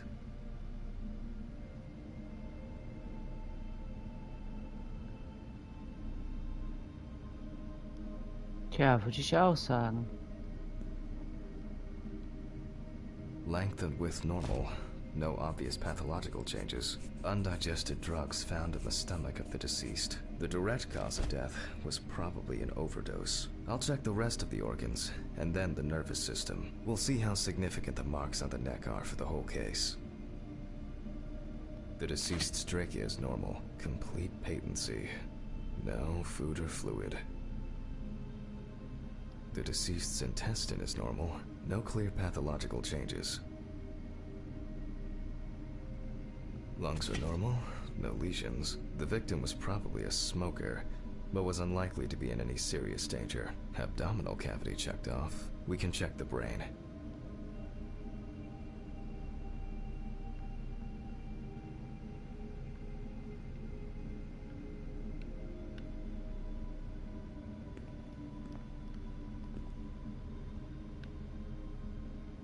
I make a cut to open the lid of the victim's skull and remove the brain.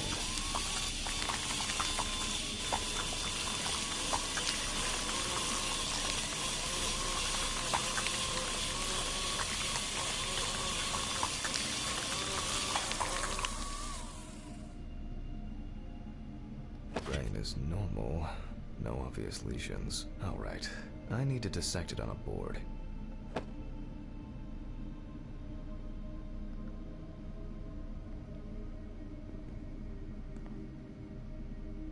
Using a knife, I carefully cut through the brain tissue.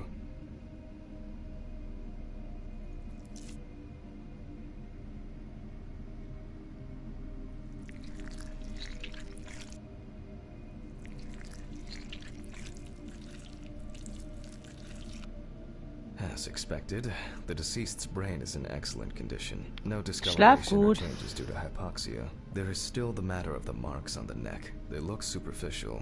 But who knows? Maybe the spinal cord has been severed. I need goggles and a saber saw. I think the goggles were in the desk drawer.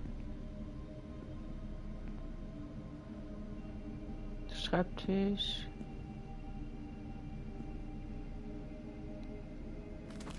Alice.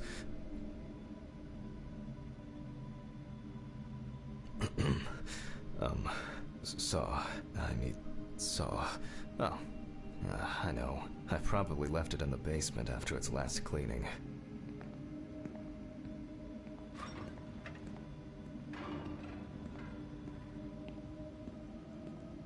In den Keller wollen sie uns jetzt auch noch schicken. Super Idee. Mr. Ridley, I need a key to the basement. It's in the social room. Why is the key lying at the... Never mind. Thank you. Hey, Hammond.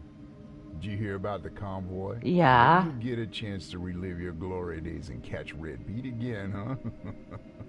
Let's hope there won't be a need for that. Kannst dir deinen blöden Spruch in den Arsch stollen.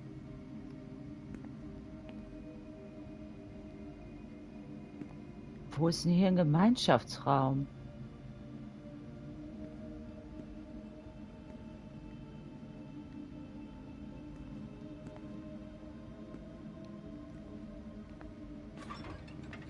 If only he could put that much enthusiasm into his work.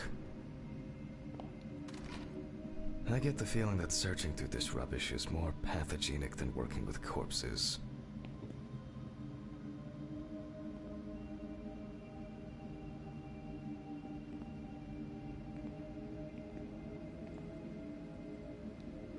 Please, may this be the last trip.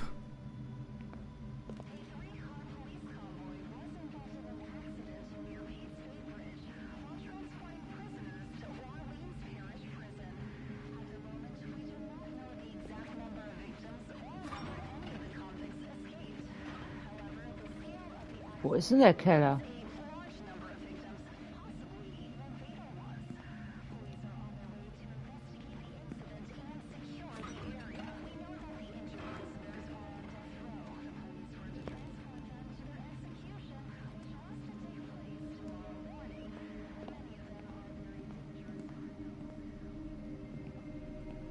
Ist er draußen oder was, der Keller?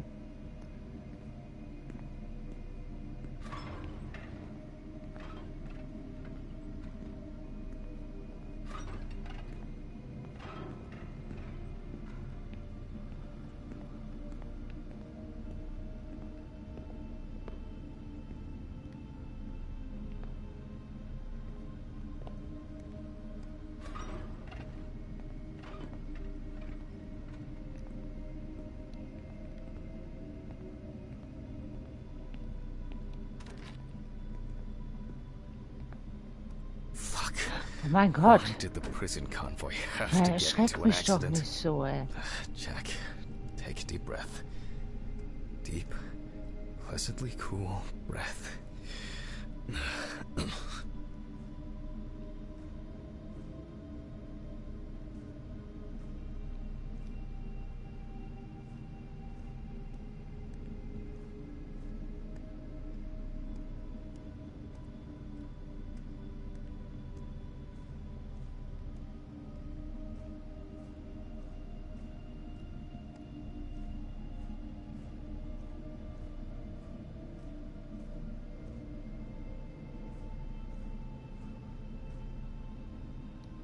Nearly finished with the autopsy.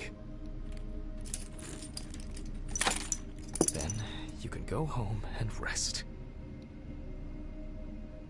I'll take this. Oh, Junge, Junge! I'll check. Fuck! It's jammed!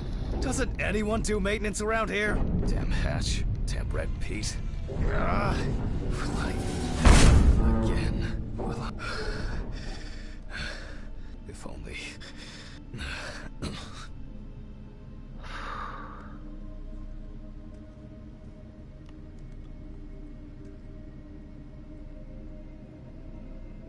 Das kriegt ja auch noch seine Visions. Wie soll man da was finden, wenn der voll in seinem Scheiß hängt, ey?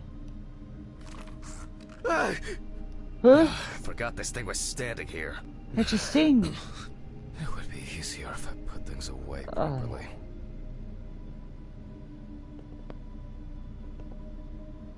Ist das alles, was wir brauchen, oder was?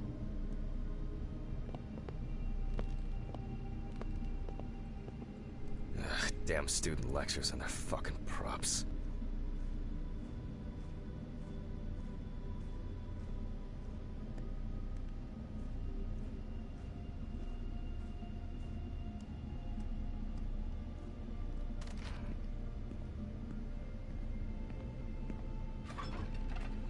Willst du nicht erstmal ein Pilzchen nehmen?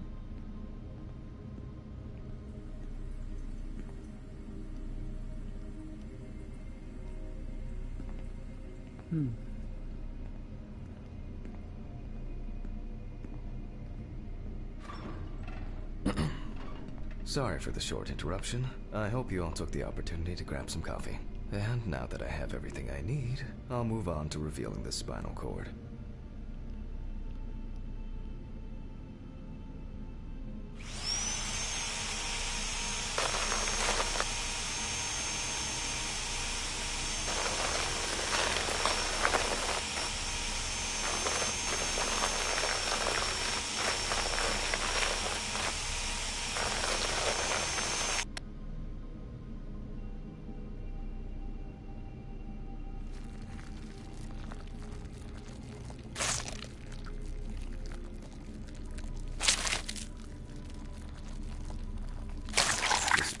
Is removed.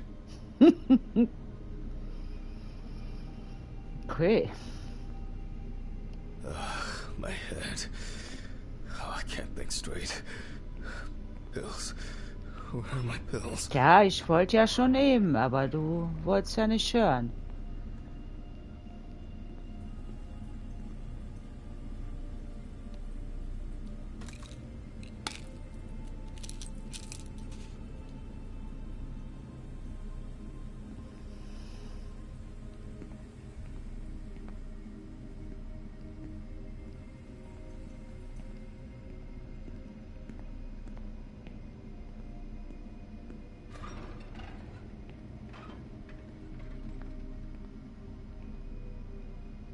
I can see that the spinal cord was not severed. This shows that apart from the marks around the neck, hanging didn't negatively affect the condition of the deceased. Ladies and gentlemen, almost over. Now, to sum up and tidy away the body. The direct cause of Samantha Barker's death was a heart attack resulting from an overdose of barbiturates. Traces found on the body suggest that the overdose was a deliberate act, following a failed attempt to hang herself. The autopsy found no evidence or genetic materials indicating that death could have Ja, been the die result of hat an auf attack. jeden Fall Third-party involvement sich must be gedacht, ich excluded. zieh das durch, ne?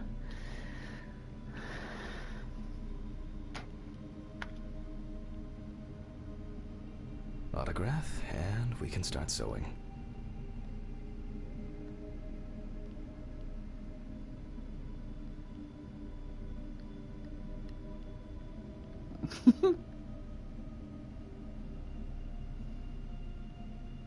In the 1950s and 1960s, the use of barbiturates for suicide was actually quite common. I think it was most talked about after the death of Marilyn Monroe. At home, it was a help and comfort. On death row, a farewell to the convicts. Well, that's the way it goes. It isn't the drug, but the dose that makes the poison.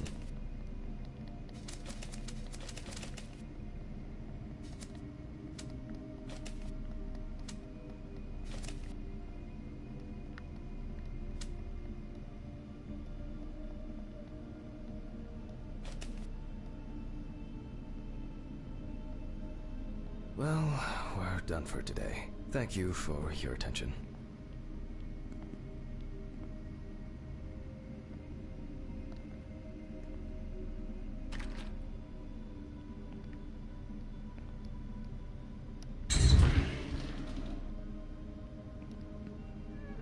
Tiring day. I can feel those hunger pains coming on. I guess I'll have to pick something up along the way.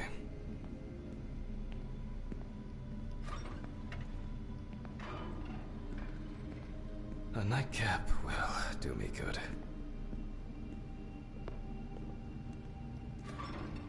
Good night, Mr. Ridley. The police will pick up the body and accompanying documentation in the morning. Mm-hmm. Sure. Schlaf gut. I guess there are actually two things in this world you can be certain of. Death and Ridley's reluctant attitude.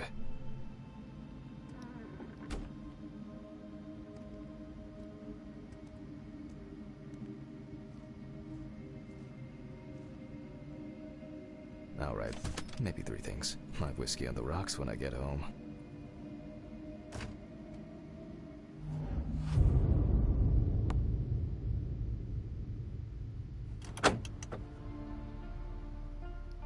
So cold. I guess I should have brought my jacket to work. Ja, ja, jetzt weiß ich das ja, dass du eine Jacke anziehen willst. Bis morgen.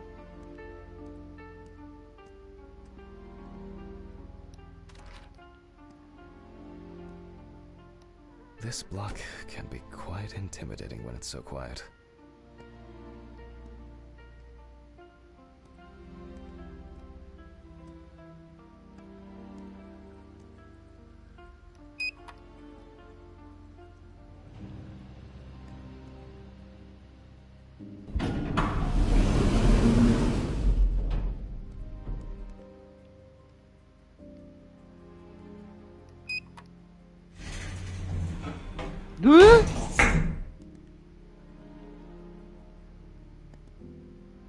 Habt ihr gesehen, ne?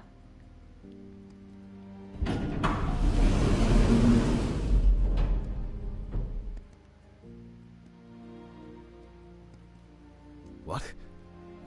What? What the fuck? But I locked it. I'm sure of it. Also wir haben auf jeden Fall die Tür zugemacht. Ei.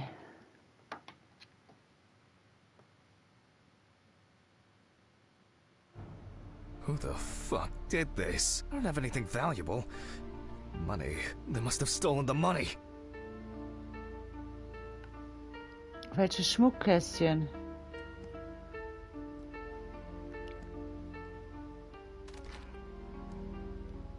Great. That's all I need.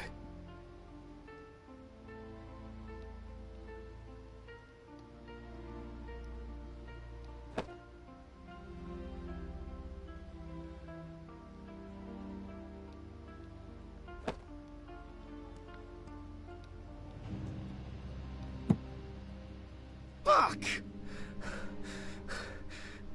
Ooh, what if it was Red Pete? Where? I need my pills. I can't get my thoughts together. Christ, why did the neighbors not report anything? I'm calling Stephen. Ei, ei, ei.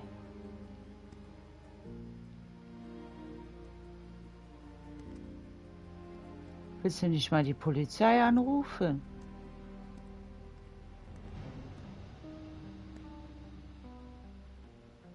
Ruf Steven an.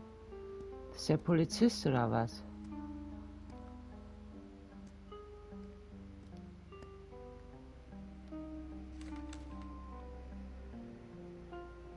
Stephen? Now, Jack, I told you I'm going for a drink with you for another night in a row. That's not why I'm ringing. Although I could do with one. Someone broke into my apartment. What? Did anyone see anything? Have you called the police yet? No, I don't think so. Anyway, no one contacted me. As for the police, I'm calling right now, officer. All right. Do you want me to head around? Look for any trace evidence? I don't know. No, I guess not. Honestly, I don't have the strength to deal with it right now. I just want to lie down. Are you sure? Because it's no trouble at all. I think so. I'm sorry. I just wanted to calm down a bit. I don't know. That's probably some stupid joke. Only money was stolen. Money? From Alice's box? Oh, fuck. Listen, I can come over. I have the key. I'll drop by, do what I need to do, and you go get some sleep. No, don't trouble yourself. Lately, I've been just so tired and distracted. I don't know. Maybe I forgot to close the apartment door on my way to work. If anything else is missing, I'll let you know and call the police. All right. Just make sure you close it tonight. If you see anything weird tomorrow, let me know. Whoever did this may be watching you. I don't think anyone is dumb enough to come back. You're probably right. Take care, Jack. If you need anything, call me. I promise I will. Thanks, Stephen. Sorry to bother you again. I've just been all over the place lately. It's not a problem. Good night, Jack. Good night. I guess I should clean this shit up. Where to start?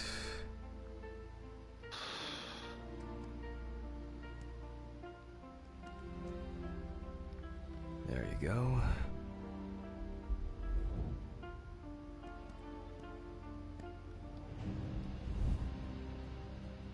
Jetzt haben wir auch noch die ganze Hütte aufräumen. To be honest, I could leave it like this.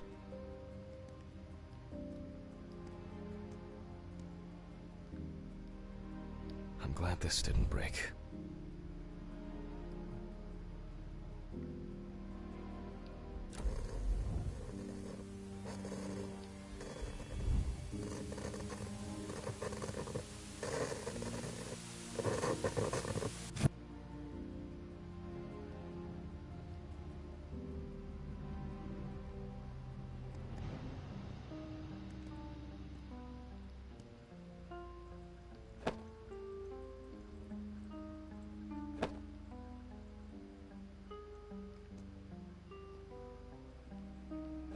Warum liegen die Fotos überall rum?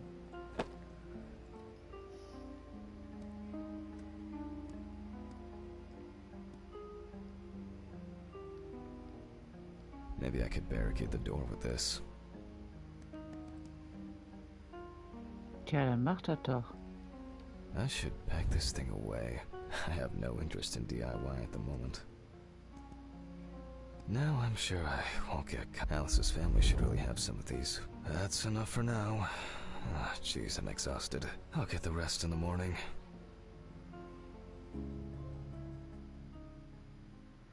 Eine Silbertrophäe. Den Rest erledige ich morgen früh. That's enough. I need to quickly change and finish getting ready.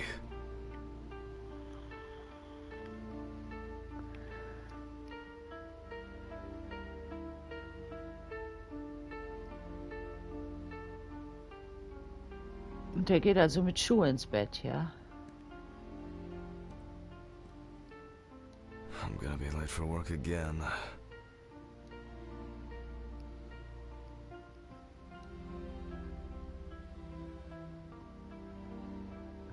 Got my keys, got my files. Check.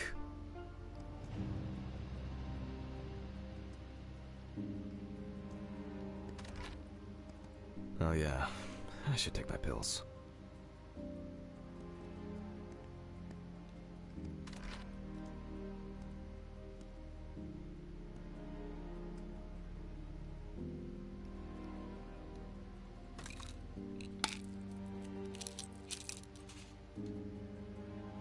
I feel like it takes me forever to finish these things. Time to go.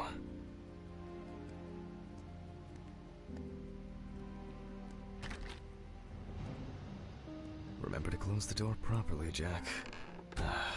I'll ask the neighbors tomorrow if they saw anything suspicious. Ja, aber abschließen können wir nicht.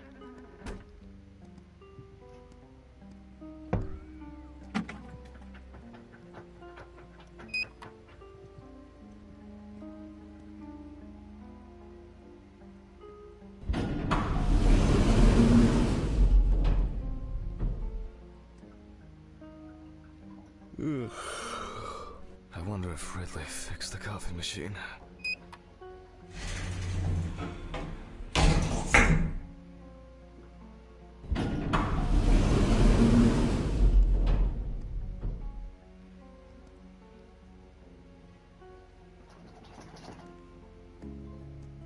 Ich habe den falschen Knopf gedrückt.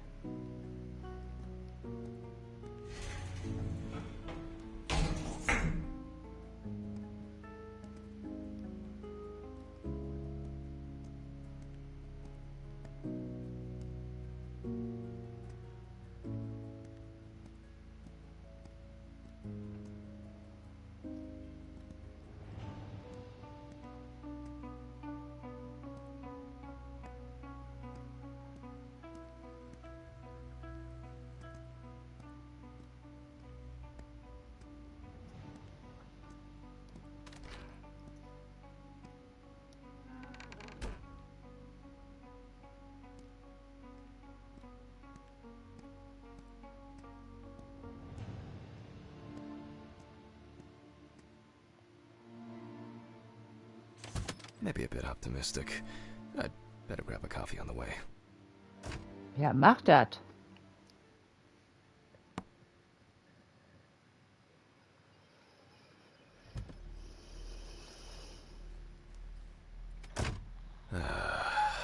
I'm exhausted.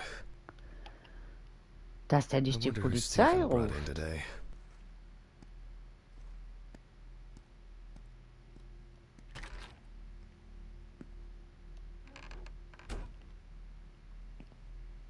Good morning, Mr. Ridley. Oh, he's not here yet? No, I'll do without him. Der ist bestimmt tot.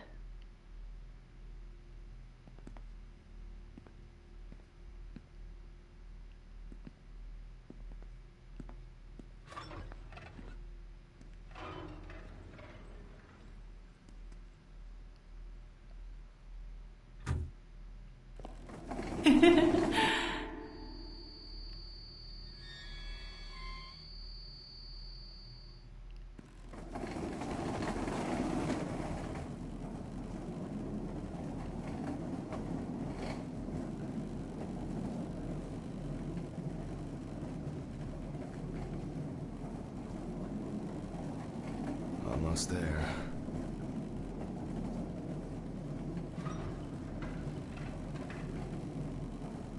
Now for the tough part.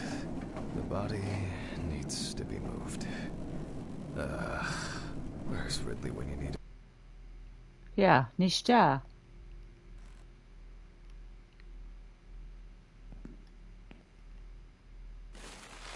All right. I just need some gloves and my apron. Then I can get to work.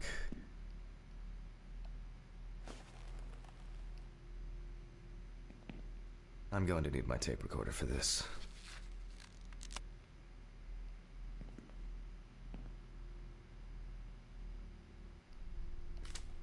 Autopsy dated November 22nd, 1991. 7:32 p.m. Led by Dr. Jack Hanman. I begin by verifying the identity of the Jane Doe.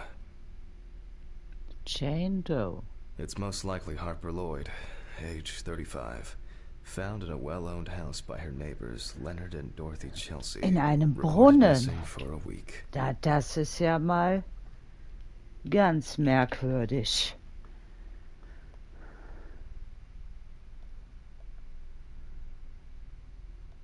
Firefighters found the body after the Chelsea family began complaining that their tap water Ist ja tasted wie in dem strange, Fall and at one point had begun to smell Eliza like Lam. a dark color. Da haben sich auch die Leute in dem Hotel darüber beschwert, dass das Wasser merkwürdig schmeckt.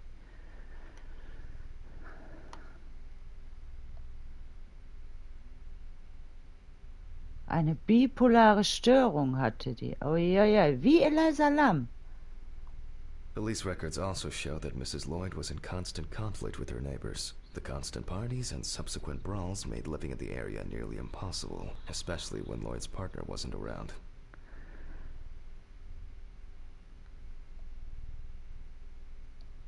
The last person who had contact with the deceased was her partner.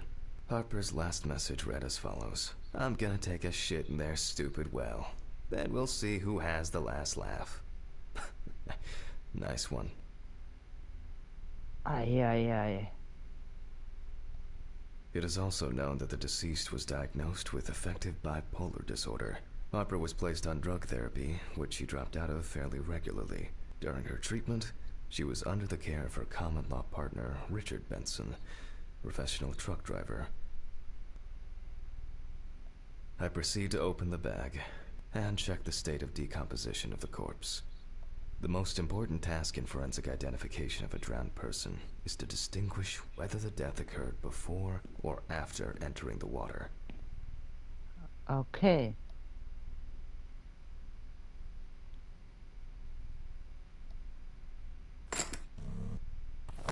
Okay, that could Oh be wei, worse. oh wei.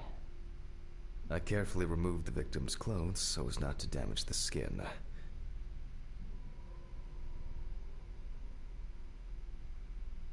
Was sind das wieder für Geräusche?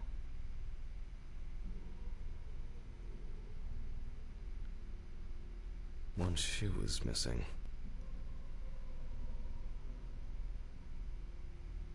The deceased was found fully clothed. I'm going to need the camera to document all possible suspicious marks.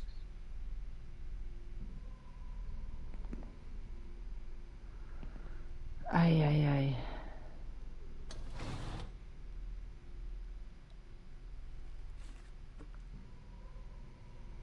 Definitely the first thing that stands out is the very advanced post-mortem gigantism.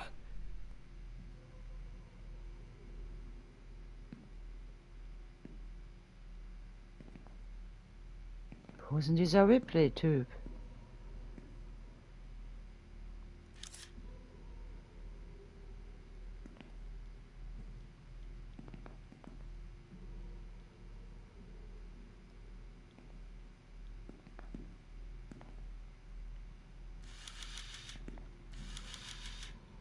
The skin of the deceased appears very delicate, smooth, and relaxed from being in the water for a long time. The whole body is extremely pale.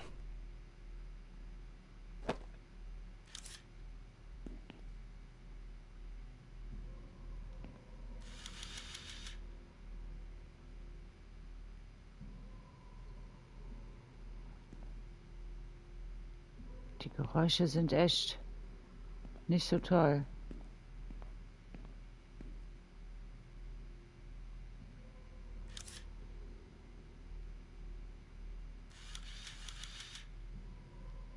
There are some obvious scratches on the skin.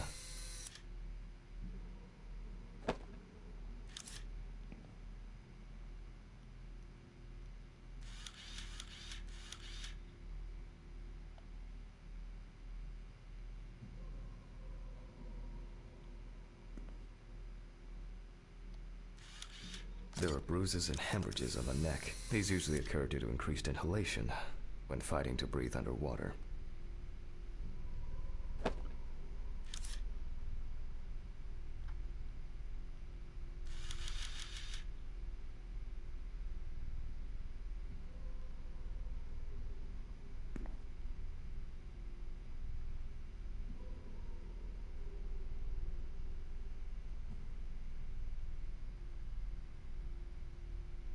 The skin on the hands can be easily separated from the body. The separation takes the form of a glove. What?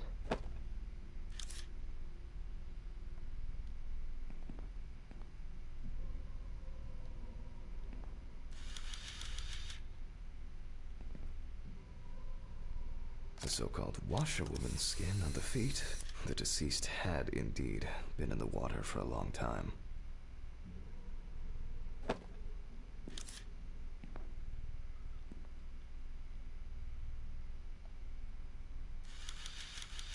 It's likely that the deceased was lying on her back when she was fished out.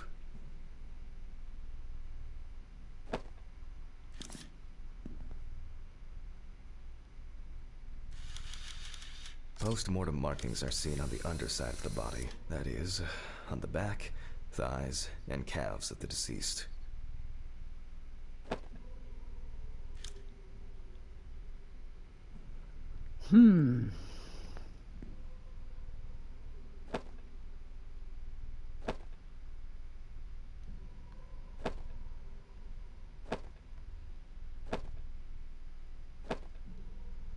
So, after the preliminary exam, it's time to take a closer look at this.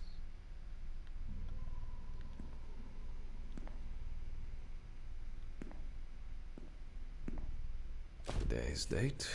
The deceased was clothed. Rigor mortis does not need to be checked. Based on the state of decay, you can be sure it has subsided.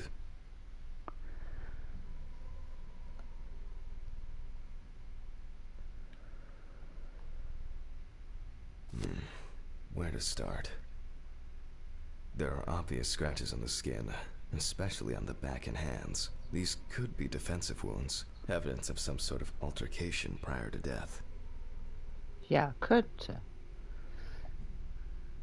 Könnte sich aber auch verletzt haben. The spots have a purplish blue-red hue, which is a typical sign of the death of the organism.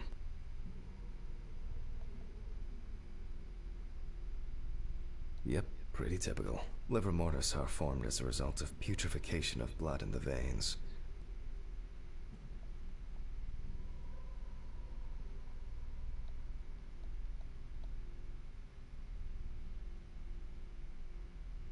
We see thick, white foam in the mouth of the deceased, resulting from pulmonary edema. Foam is a characteristic in deaths due to drowning.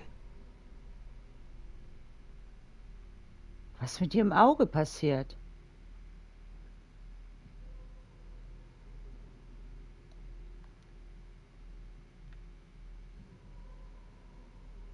No obvious signs of struggle. The skin on the hands would have easily peeled away from the flesh. Some of the fingers have already lost their nails.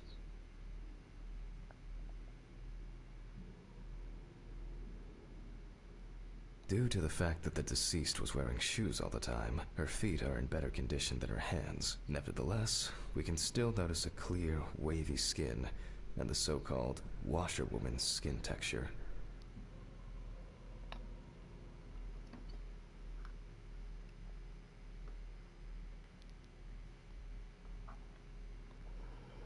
Okay, that's probably enough to indicate it. I'd better note that down in the records.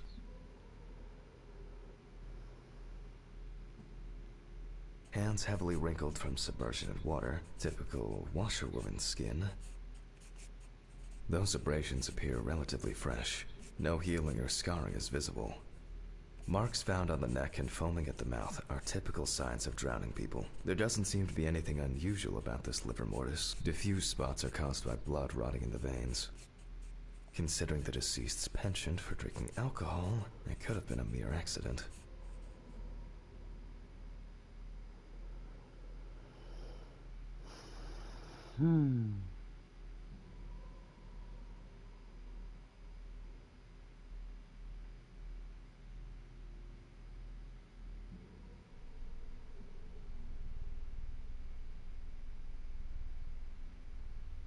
In this case, the question is, was drowning an accident or of suicidal intent?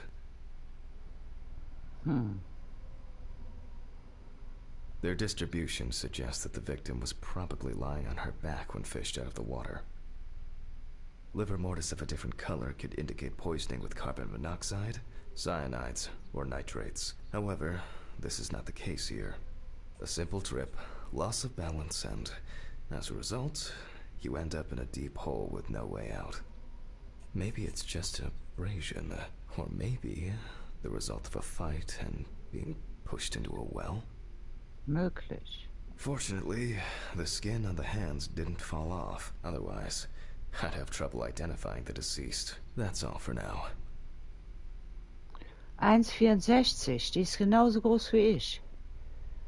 Before I begin the dissection, I'll make sure the suggested identity is correct. Eine Untersuchung der Fingerabdrücke. The suitcase with the fingerprint equipment should be around here somewhere.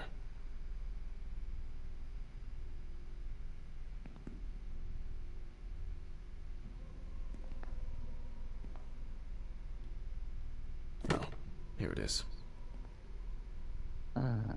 If the body of the deceased is well preserved, fingerprinting is similar to that of a living person.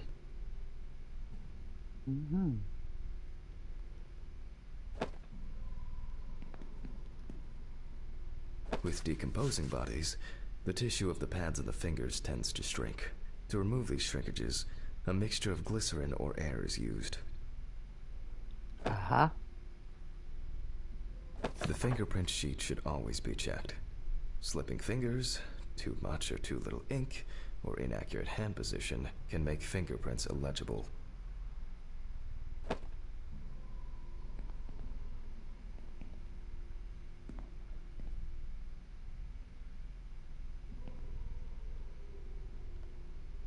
I'm going to conduct a dactyloscopic examination. If in fact the deceased is in the police database, I will find her.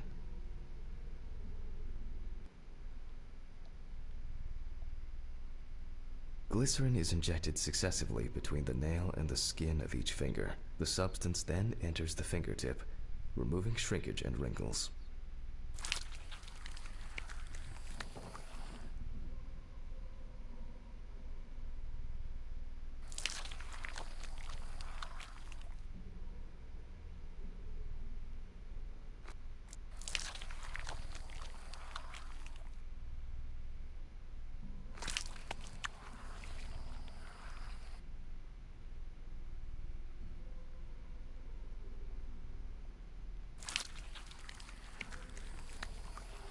Now I take a brush.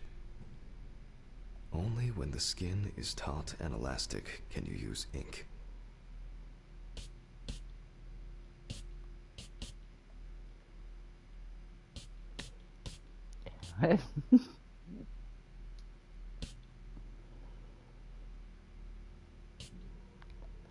Muss man nicht die Büchse abmachen jetzt?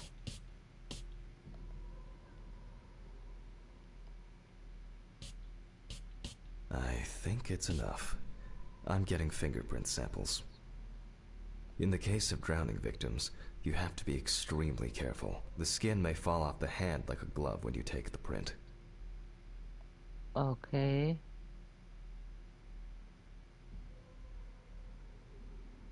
I'll use the fax machine to add the print into the system. Was für Fax? Aha. Green button, and...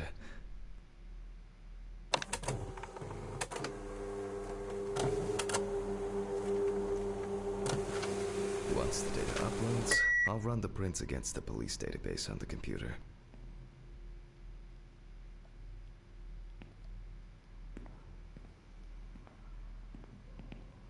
Great, the data is there. Click Oh, upload. Windows nicht 95, 85. Now, go through the database and find a matching print. Ach, das Expect auch noch, Mann. Ich habe possible gedacht, seit hours of PlayStation fun. 2 CSI brauche ich sowas nicht mehr machen.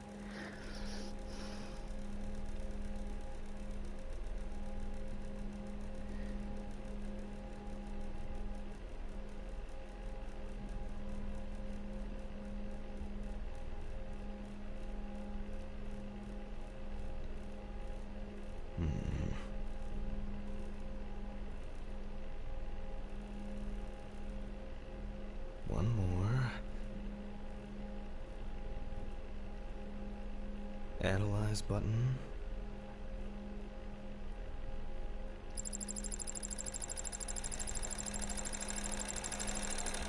And we have a result. Everyone has a story to tell, even if it's just a police record. So, as predicted, the deceased turned out to be Harper Lloyd. That went smoothly. I'll print this out and attach it to the medical records.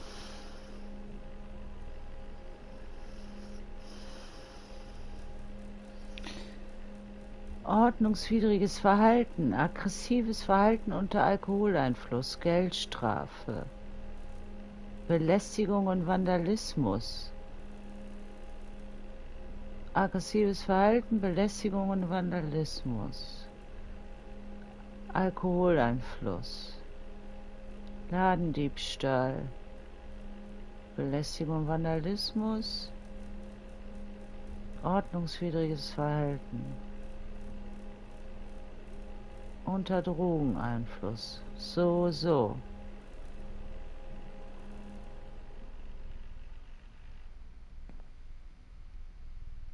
Great. Now I can go back to my inspection. Die Frau im Brunnen.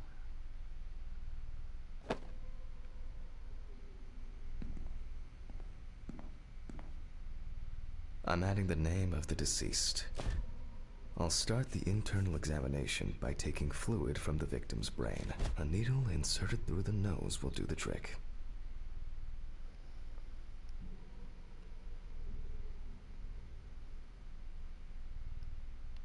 If the victim was alive when she fell into the well, she must have swallowed water fighting for her life. And then diatoms, characteristics of pooled water like a well, got into the body.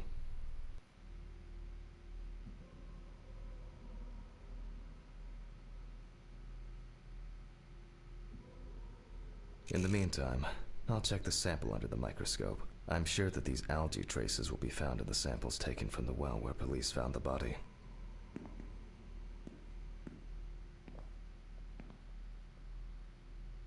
Now I need to adjust the knobs properly and place the diatom in the center of the slide. Diatoms are single-celled microscopic algae.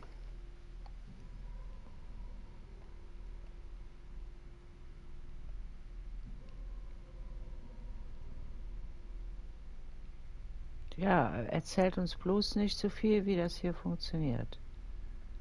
It's not a dirty lens, I'm afraid, but rather a bad focus.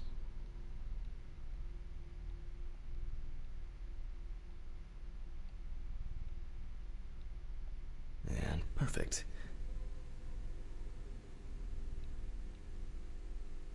The aperture still needs adjustment. The images... Oh. Nah. Too much light. Oh. I'm finally starting to see something here.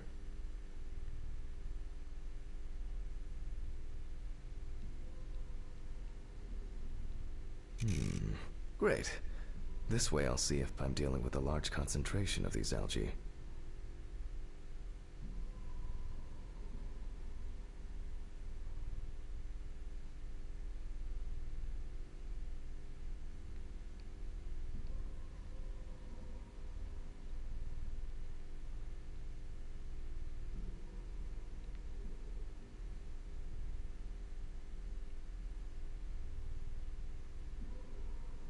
As expected, we find the aforementioned algae in the solution. Their upper part, epitheca, which overlaps the lower, hypotheca, is clearly visible. The presence of diatoms in the brain samples taken indicate that the deceased was certainly alive when she fell into the water and was possibly conscious.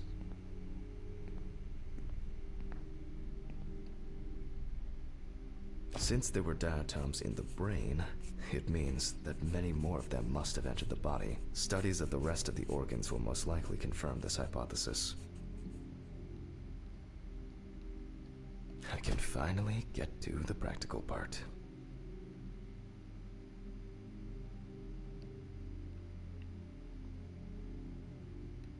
I must be extra careful because the skin of the deceased is very stretched. I wouldn't want an explosion here.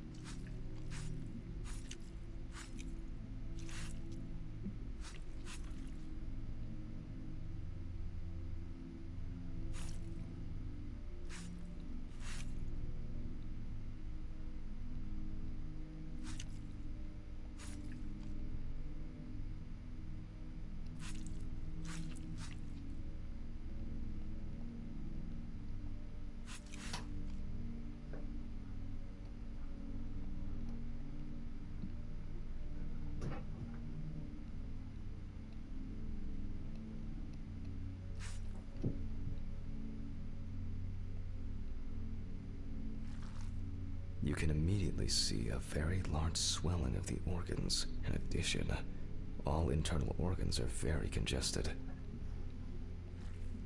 I proceed to remove the rib cage. It's easy to see that the ribs have been imprinted in the lungs. So, I'm going to start by drawing blood from the lungs for testing for diatoms.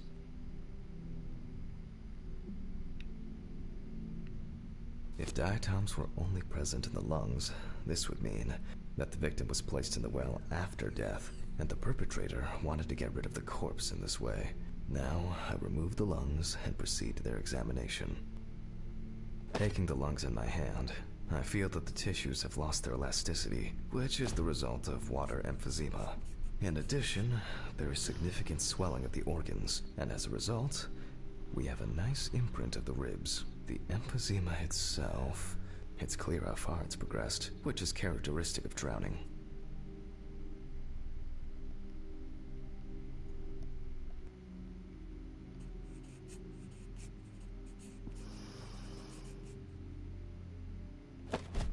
Corpses found in water are worth examining with a tomograph. However, I can't count on such luxuries, so I must reach for a more archaic technology. A bucket and water. What?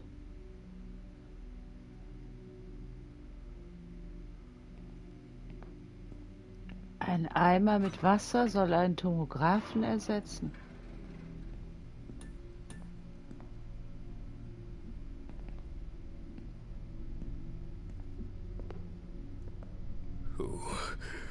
Who has anyone been here?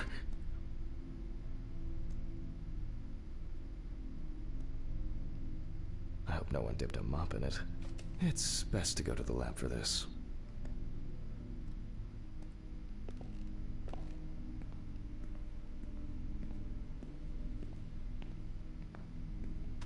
Historically, the lung float test is used to detect infanticide.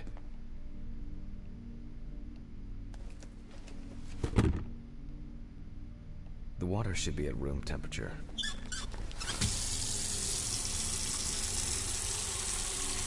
That's enough. To test for this, I have to place the lungs in a container of water. This checks if there is air in the lungs. And speaking of lungs, everything is ready to bring them here.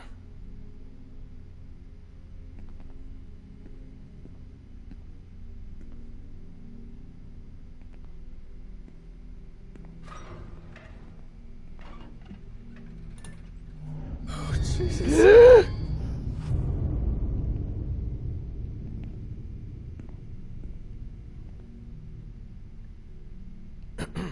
Of course, such a study isn't without flaws.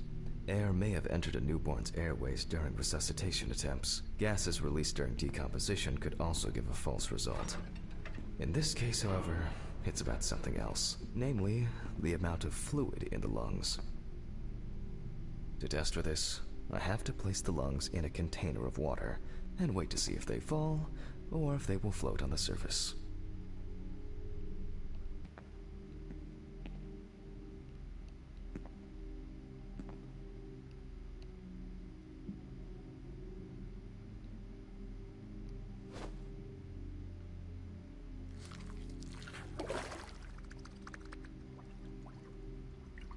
Just as I assumed, the lungs collapsed easily.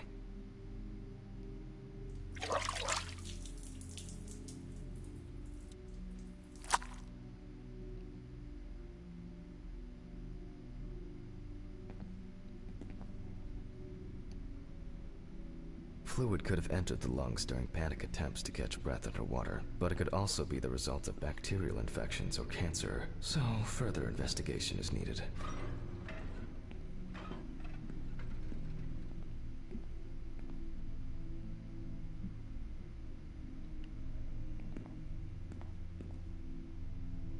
I move on to dissecting the lungs of the deceased.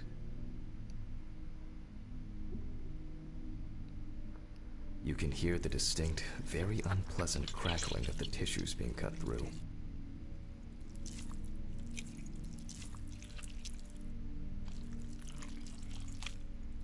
The parenchyma is remarkably pale, although small hemorrhagic foci and petechia are present on the surface.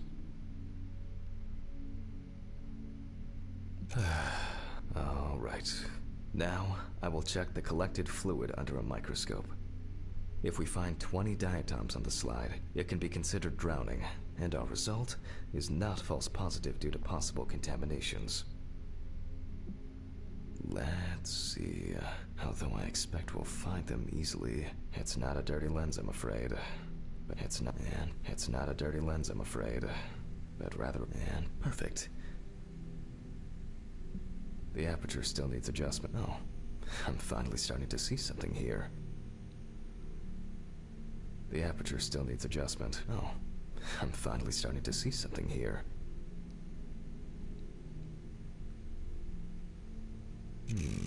Great. This way I'll see if I'm dealing with a large concentration of these algae.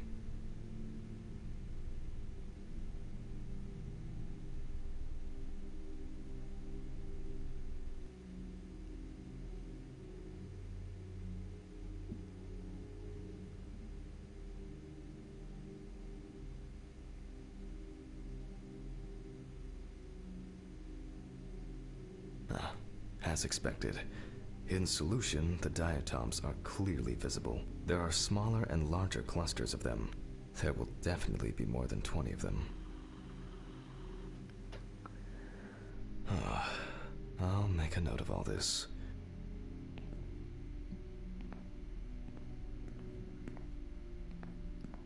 So far, this case looks pretty standard. It's clear from the beginning that it's drowning.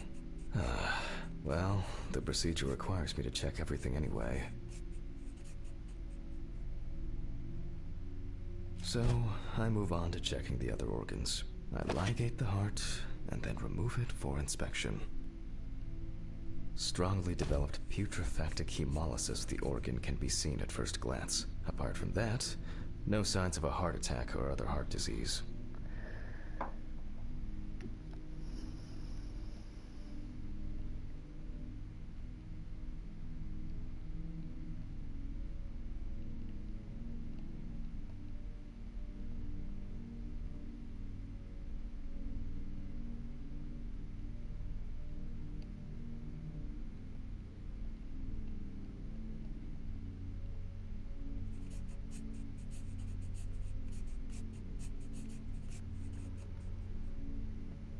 I move on to the next organ. This time, it's the liver.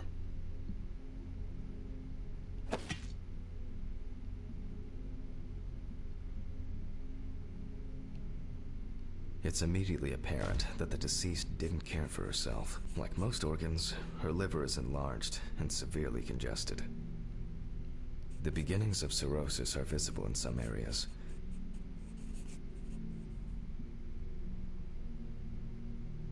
I transfer the organ to a board and proceed to dissect.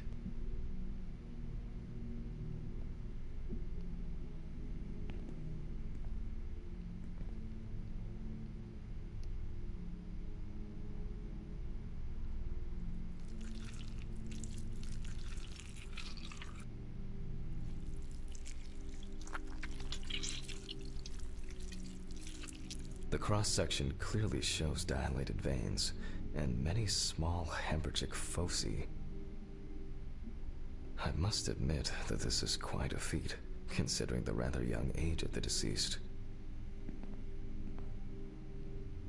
Harper enjoyed drinking so much that she might not have lasted a few more years.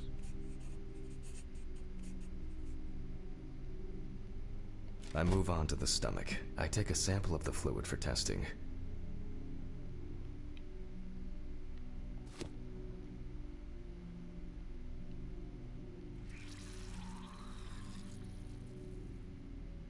It looks very turbid. I'll see what happens after spinning, but that's in a moment. Now, I carefully ligate the organ, then cut it off.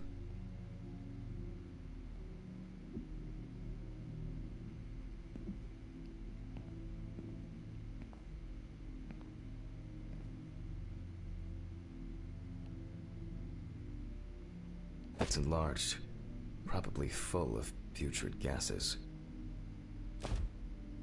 I transfer it to the board and carefully open it, checking the contents.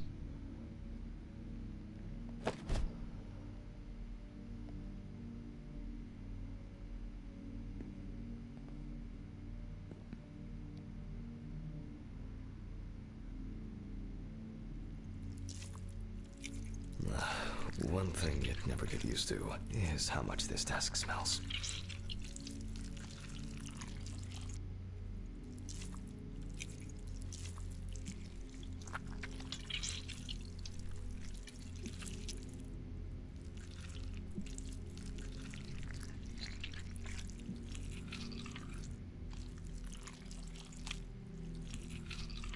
Okay, the stomach is full of fluid and unidentified organic matter, which is probably leftover food.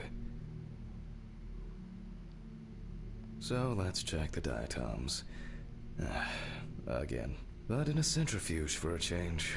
The problem with examining drowned people is being able to show whether the death was due to drowning or whether something else contributed to the death. Cramp, heart attack, drugs, homicide, or some accident. Such an analysis requires viewing from different angles and a careful interpretation of the collected data, including those from the field. That's why it's so important to collect as many samples as possible. Unfortunately.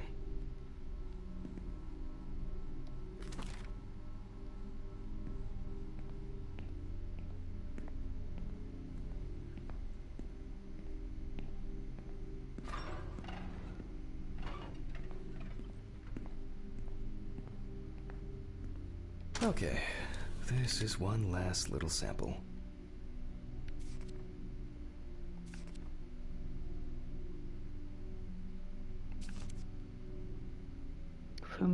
Minuten, Speed 25%.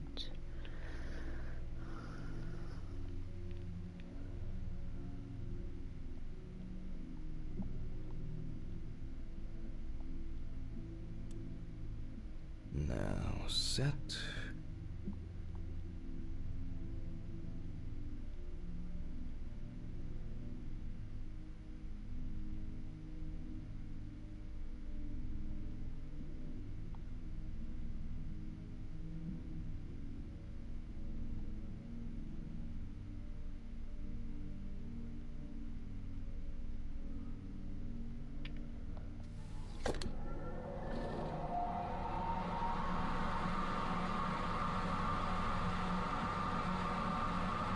My old but trusted centrifuge.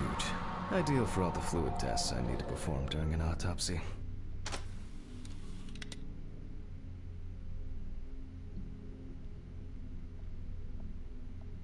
Done. I'll run it directly into the chromatograph and run it against the data from the police. I'm certain the analysis will show similarities between the fluid and water in Chelsea's well.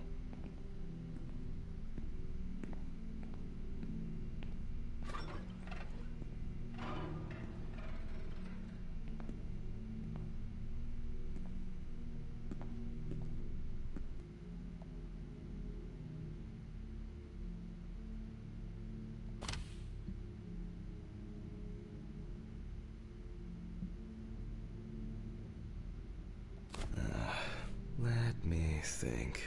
3 milliliters should be fine.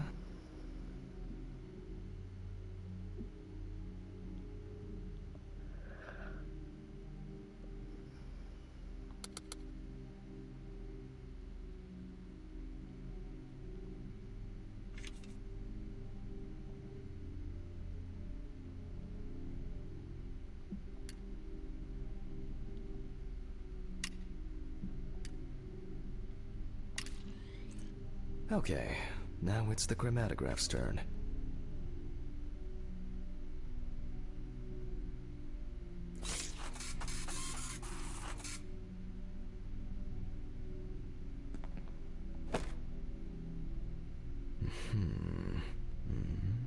Yes. The water sample matches the one provided by the police. Well, the results are quite clear. I was hoping it would be a more interesting case.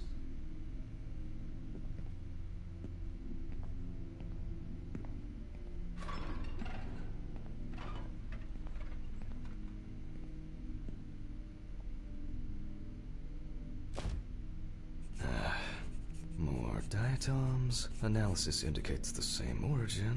Blah, blah, blah. There's little left to do. I'm going to check the airway patency of the deceased. Interesting. Looks like there's something stuck in the trachea. I'm moving to the board for further inspection.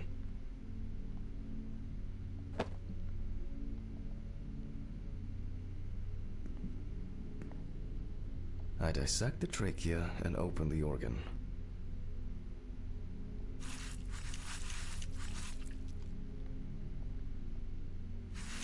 Inside, I find a wedding ring. This is interesting. Let me look at it. Based on the size, I can say that it's a woman's wedding ring, quite standard from the outside. There's an engraving inside. What the fuck? But this is my ring. Huh? Alice's ring. But how did it, but this should be at home. I have it. At home. I have to check this out. Where are my meds? Where the fuck are my meds?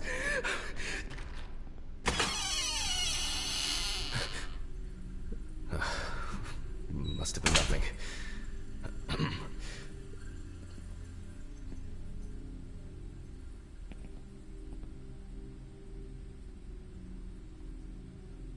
Jesus Christ! Hope these all make it go away.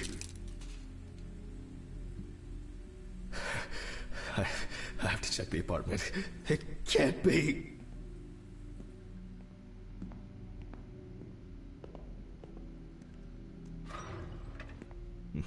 Mr. Ridley. Mr. Ridley!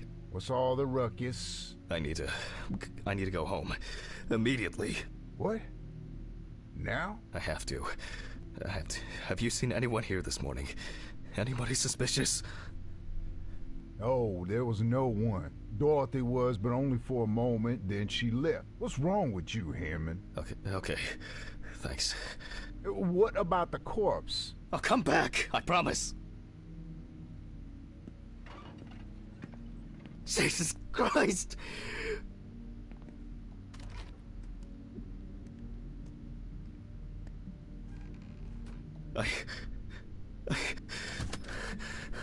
Hätte man doch die Handschuhe an.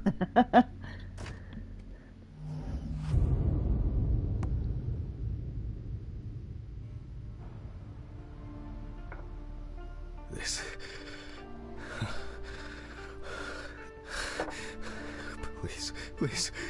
Please be there. It can't be your wedding ring.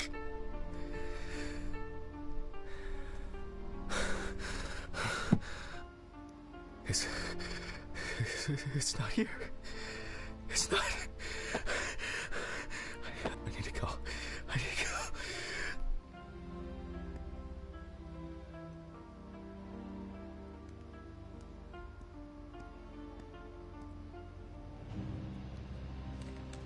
This is sick. Fuck.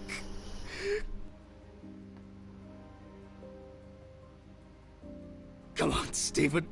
Pick up the fucking phone! Hey. What's up, man? They took the ring! What? What ring? What are you talking about? They took the wedding ring. Alice's wedding ring! One sec. You mean burglary? You said nothing was missing. Yes, I know that! I don't know. I was jittery. Maybe I didn't notice. I don't know, but that's not the worst of it. Calm down, Jack. Breathe. What happened? I found it in the trachea of the deceased I was working on. Do you understand? I pulled it out of a dead woman's trachea. What? I don't know what's going on. You think Red Pete wants revenge? He's playing with me. Huh? I knew it. I knew it from the beginning this was going to happen. I didn't make it up! Jack, listen to me. Try to calm down. Don't leave the apartment. I'll be with you right away, okay? I'm on my way. What sane person would do something like that? Fucking Ridley lets in whoever he likes as usual. What are you saying? Steve? Steven? Don't leave me, man. Come on. Fuck. Oh, God, what now? Okay, I need a drink. Oder deine Pillen.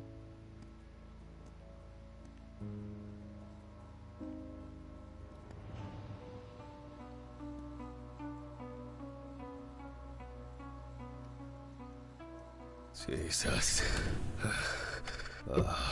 What's going on?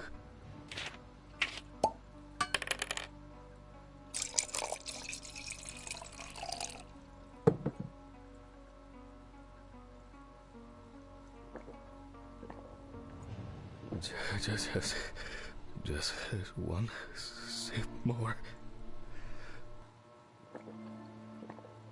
Yep.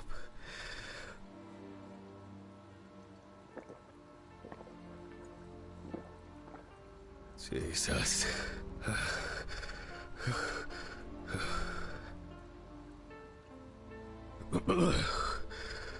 Okay.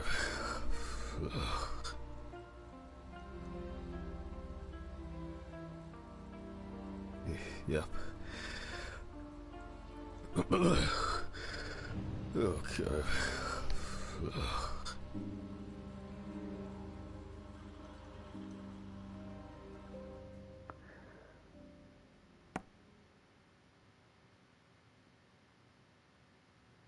Tja, was ist denn da los?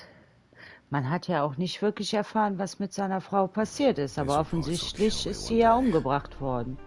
Von Brad Pitt. Und warum ist sein Kumpel nicht gekommen? Der hat doch gesagt, ich komme jetzt.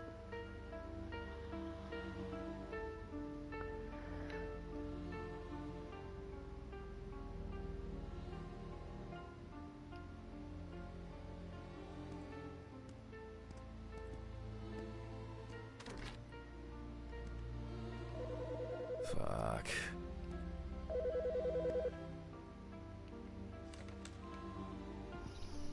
Yes. Hi, this is Charlotte. I guess I interrupted you again? Oh, hi.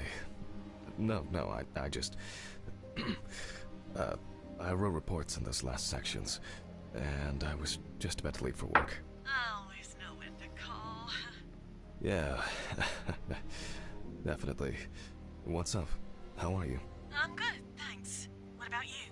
Okay, nothing new. I had a few days off. Oh, that's nice. Then... Did you have a moment to look for something for me? Something for you? Well... the photo with... the photo I asked you for? It hasn't come yet? Oh, sorry, but I said it a week ago. No, not yet. Maybe I'm too impatient. Sorry for rushing you. You have so much on your mind. I thought maybe you forgot. It's okay. No worries. With my pills, Pills. I almost forgot to take my pills. So you see... Yeah. I have to go now. Yes, sure. Let me know if you still haven't received the letter. Then I'll try... well, maybe I'll find something else. Oh, really? Could you? It would be great if you could. Really? Yes. I know it means a lot to you. Well, I won't hold you any longer. Thanks. Bye. Bye. Take care. Bye. Damn. Did I mess up the address? How am I gonna get those pills?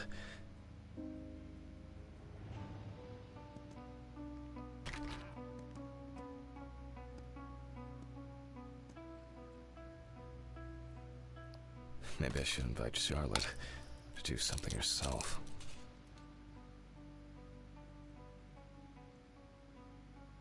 Bring den Müll raus. Als wenn wir nichts Besseres zu I tun should take out the hätten. trash first.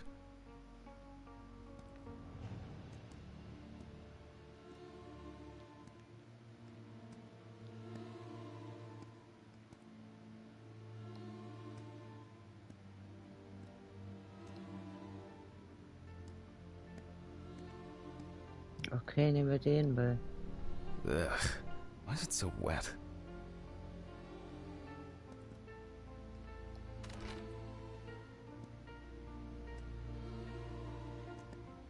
Gibt's hier keinen Müllschlucker? Oh shit. Almost left the door open. Eieiei. Schon wieder. Wissen wir ja, wohin das geführt hat.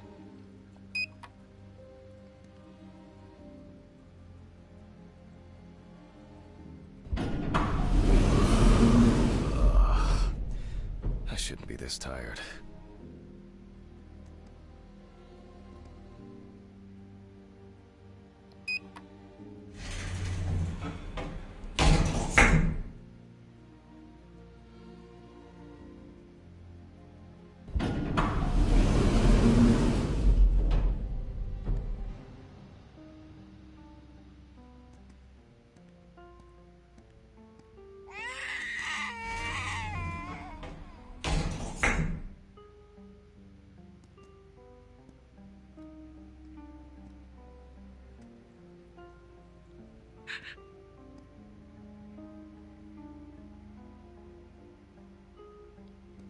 Hello?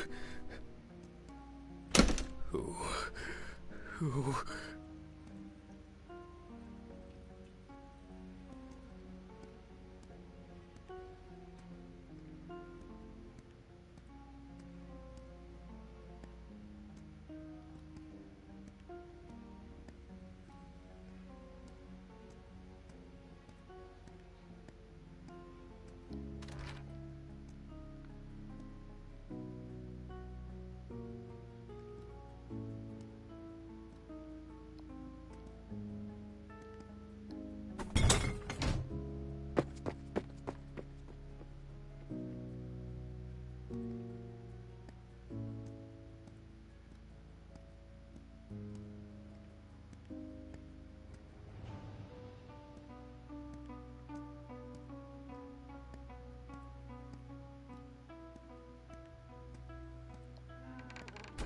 You disgust me.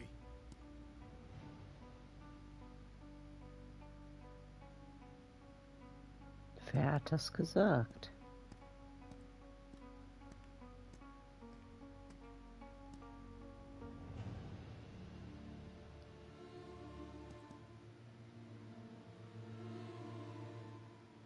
I wonder if Alice's mother has a film of this photo somewhere. I actually hadn't thought about it before. I should call her on Friday.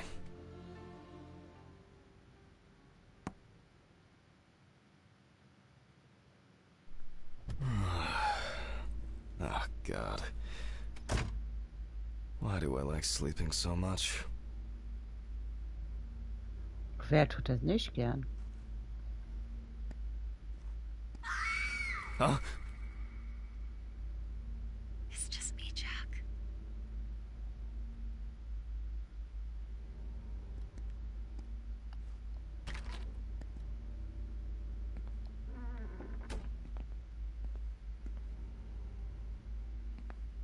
Good afternoon.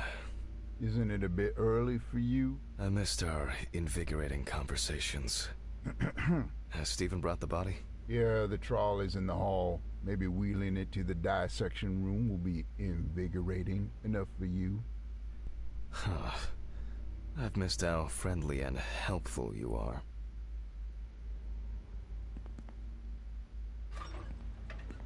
I think I'll get straight to work on this one. Focusing on something will do me some good.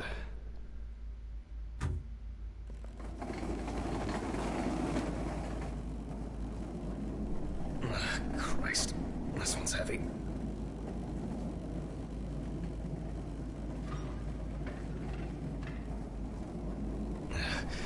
Hey, Mr. Ridley, I need help. I can't lift this bag myself.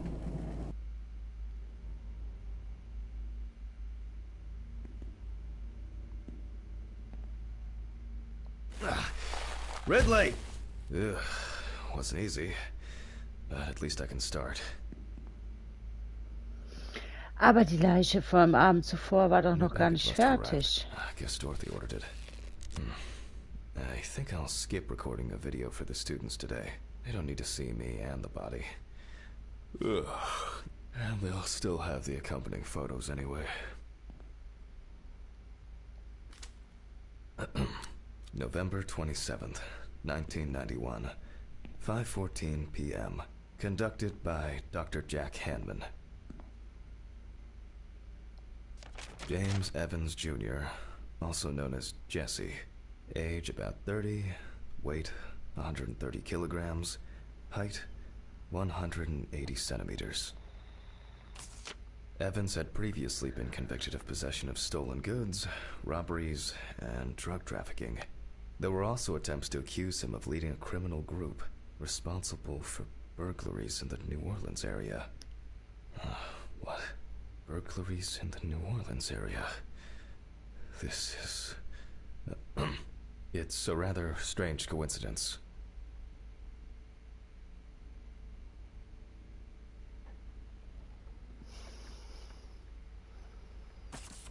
Police photos show that the body was not even particularly hidden, but only covered with a thin layer of soil, branches, and leaves.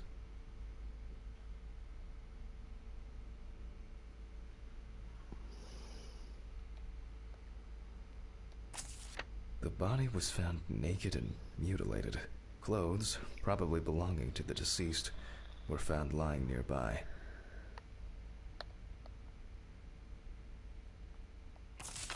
The body was found inadvertently in the woods near Peetsville. The dogs picked up the scent while searching for a missing boy.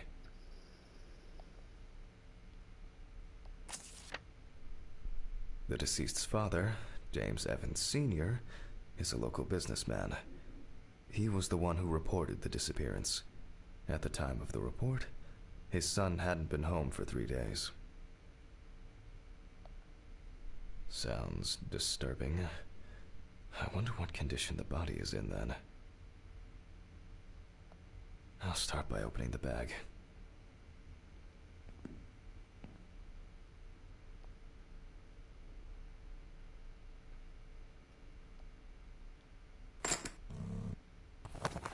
Oh, fuck. I didn't expect this level of mutilation. This is going to be a dirty job.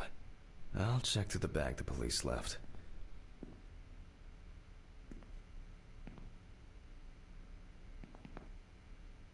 Fehlt da was?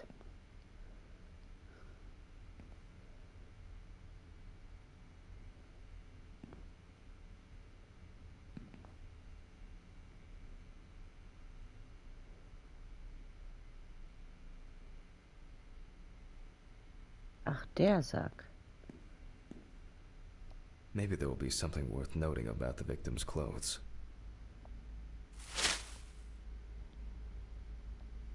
Leather belt. You can see that it's been serving its owner for a long time. Plain cotton t-shirt. Classic jeans. Well, dirty and torn. Certainly not my style. Traces of blood and plasma. It could have been used to stop or reduce bleeding.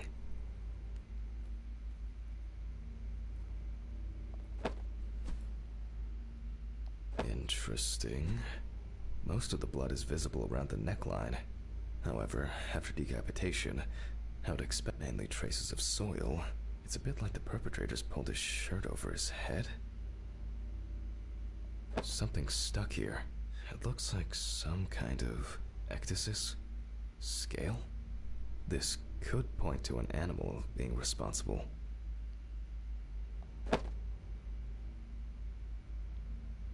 The bloodstains don't appear to be related to any injuries on the body. The deceased must have been unclothed before he was injured. A lighter, engraved with the police insignia. Stolen? Or maybe purchased from a... It looks somehow... it's probably a coincidence. For a partner in crime.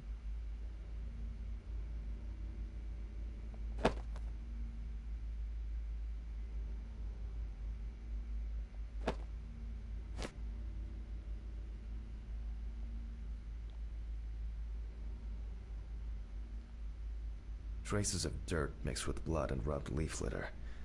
Heavens must have been crawling. And here, another animal souvenir. It looks different than the previous one. The only thing I can tell from the clothes is that before his death, Evans had either put up quite a fight, or the attackers simply dragged him along the ground for a long distance. In turn, and this is certainly strange, the injuries themselves were inflicted only when he was naked.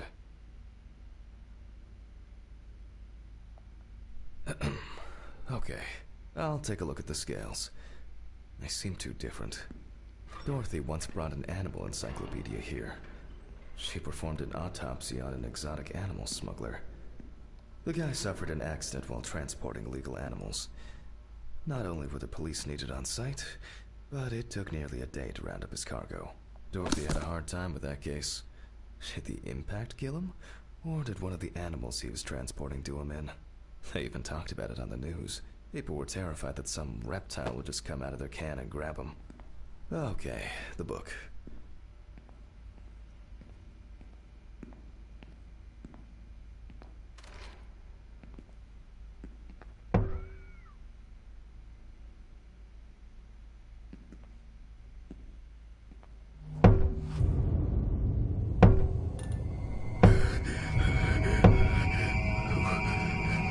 Who is this?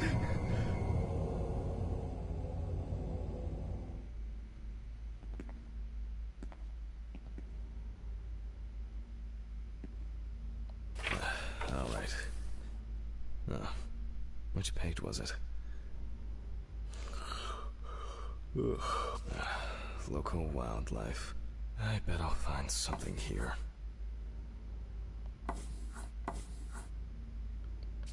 Not this area, but who knows?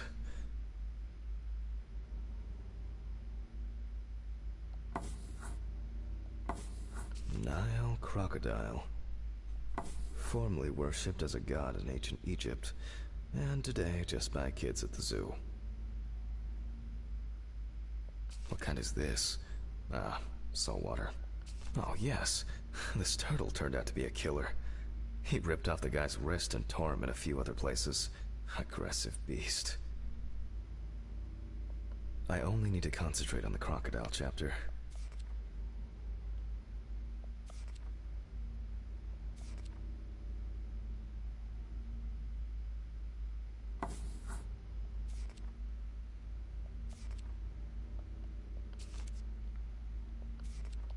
Das, oder?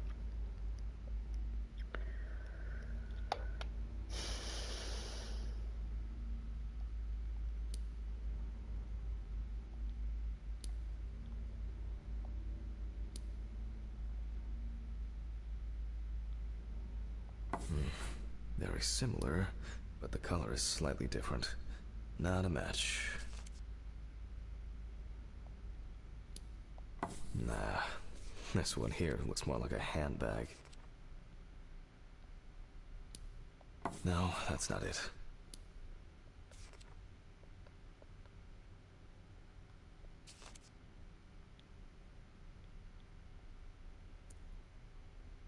An interesting pattern, very diverse, but that's not the one.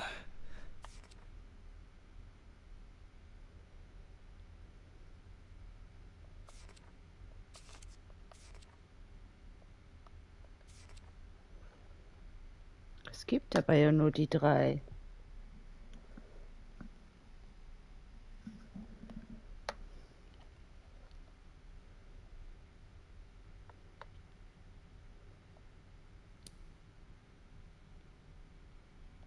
Oh, that was quick. I wouldn't expect anything else.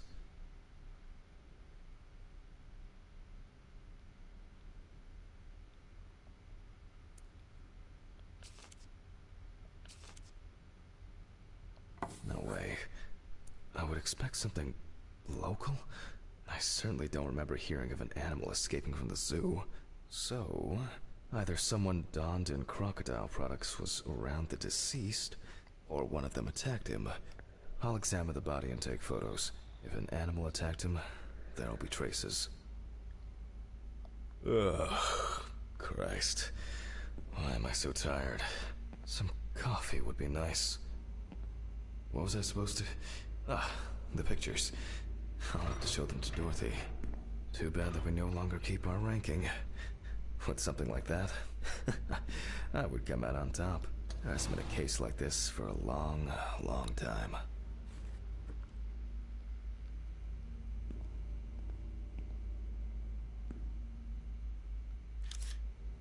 All right, I'll begin.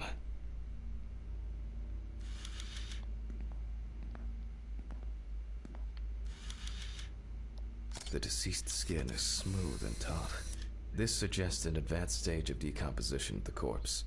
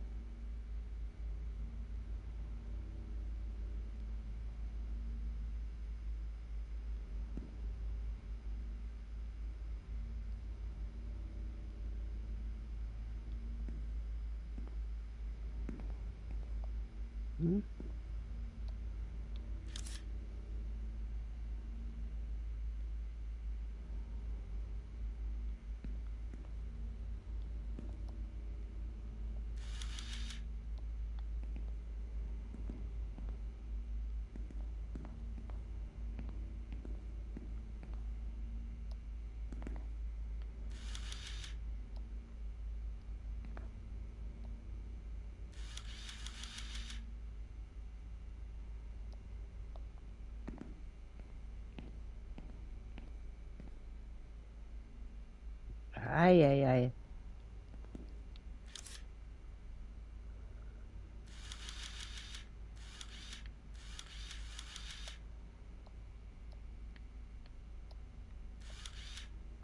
Oh, and as expected, there's a bite.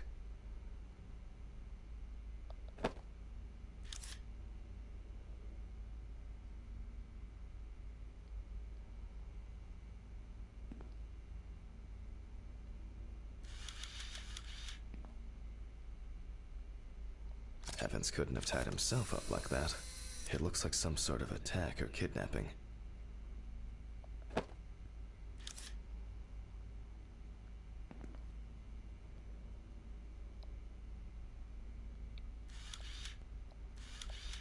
There are also clear traces of the deceased's ankles being bound in some way.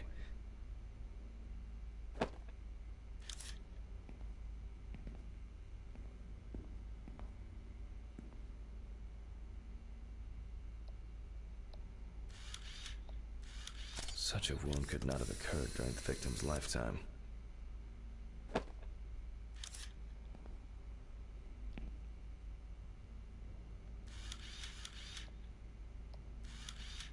It's unlikely that a human would make such a wound.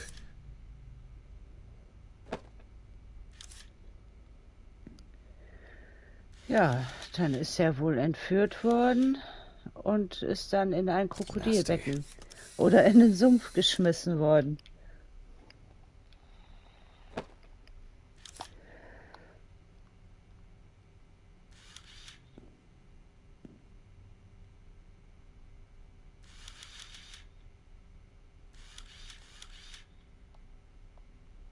No head. That's not hard to miss.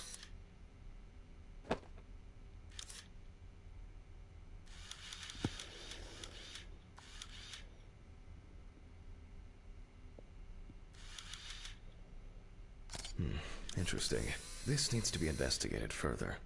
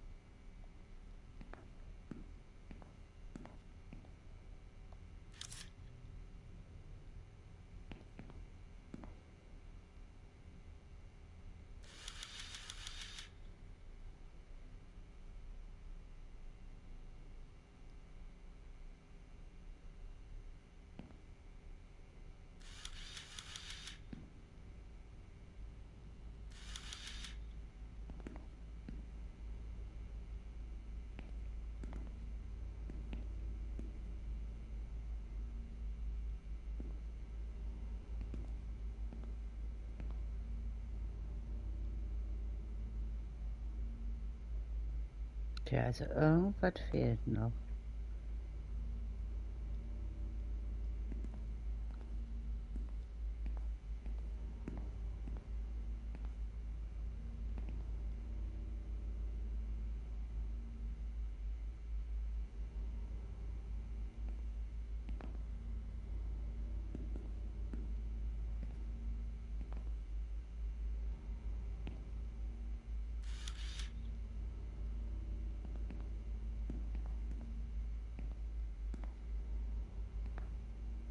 Hm.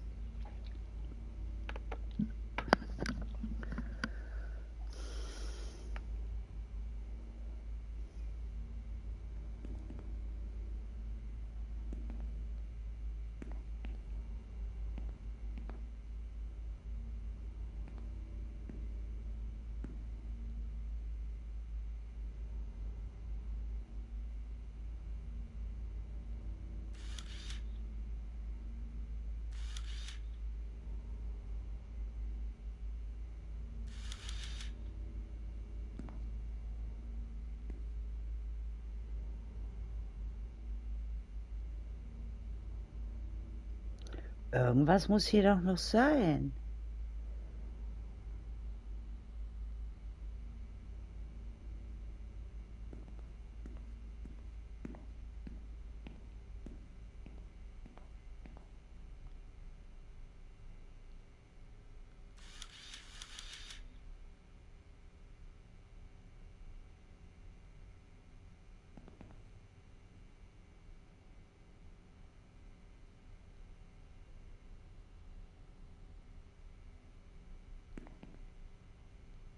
This wound appears to have been made by a sharp instrument.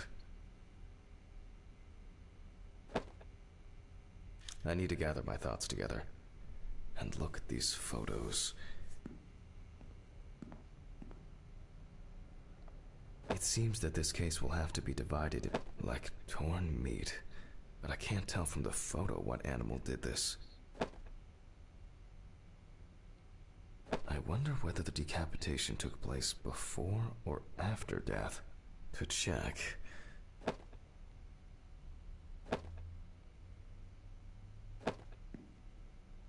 The work of animals can be seen here. I have some suspicions about these marks.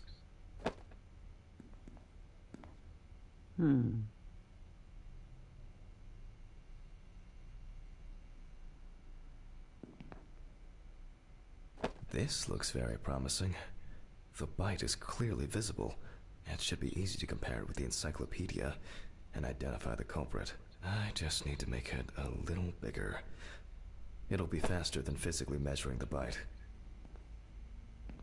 Beim Faxgerät. I hope I put it in right.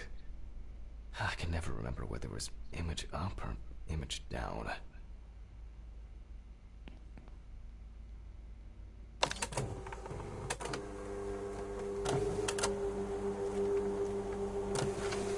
At university, I didn't have facilities like a fax machine. Ah, fantastic. Practically a one-to-one.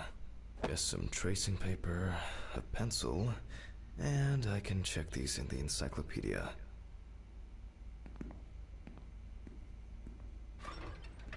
Now, did I leave them in a drawer? Or maybe a box somewhere? Ugh. I don't remember if I left them out somewhere.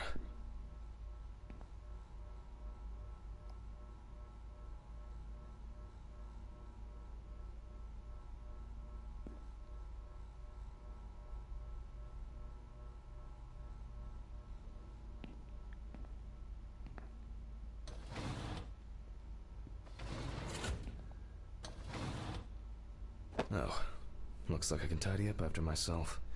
Sometimes.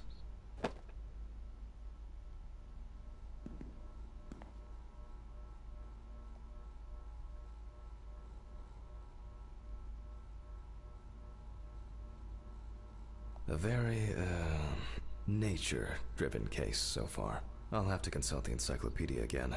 Good thing Dorothy left it here. Otherwise, I would have had to run back to my place to get some.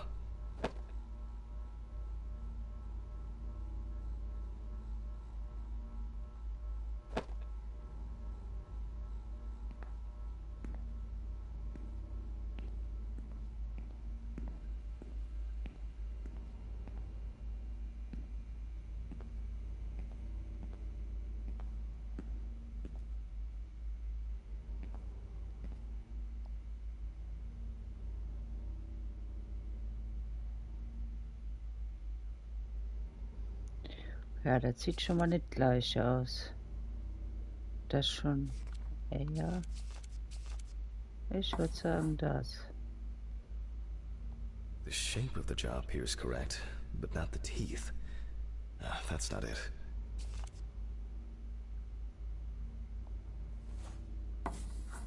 It makes sense. This would also explain the mold found in the clothes. It turns out that some of the wounds can be safely blamed on local alligators. However, we cannot blame them for the decapitation. Okay. It's not these animals we should be afraid of here. I should make some notes and start the autopsy.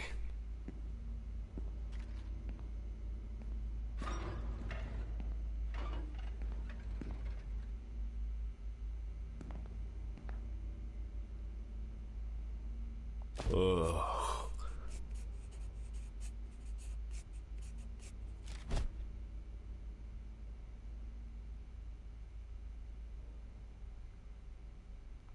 And look for other traces using a magnifying glass.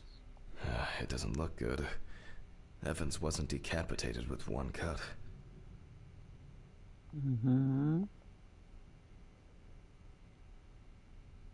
Several stab wounds of varying depth and circumference.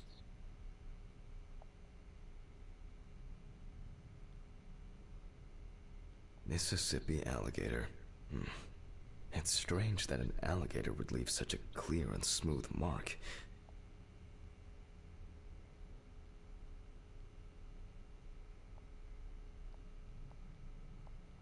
The imprints are quite deep and even.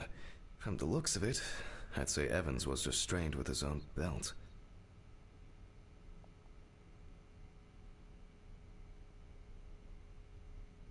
The result of an animal tearing at its body, eaten skin, soft tissues, and genitals. There are even some teeth marks, but, well, it doesn't look like an alligator. The bite is firmly incorporated into the wound. A photo alone won't help me here. I need to make a cast and compare it. Das auch noch. Looks like an uneven bite. It's worth taking a closer look at this. Maybe there will be some remaining teeth marks.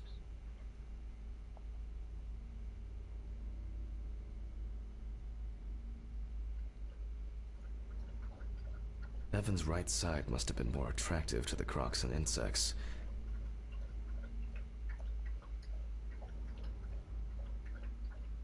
Very strong binding marks. You can see peeled epidermis and small wounds.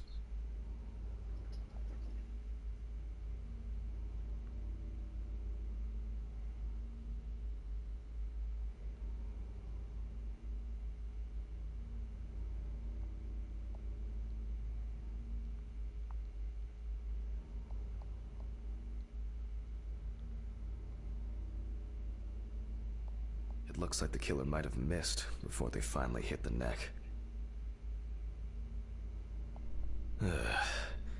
There's no end to playing zoologist today.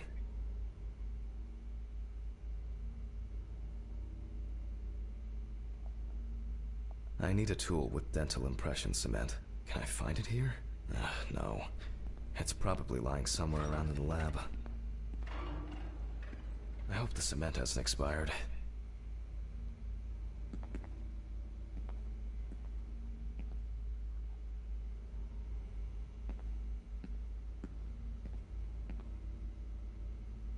A month after the due date.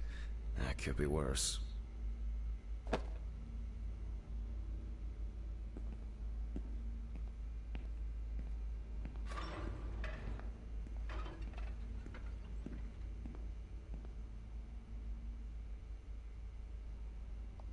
Now I need to cover the bite area. Wait until it hardens. I think it's ready. The cast looks quite contaminated from the other wounds in that area.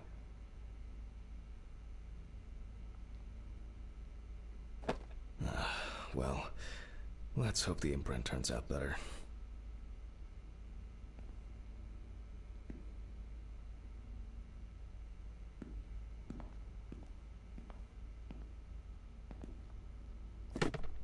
brush, ink, and paper.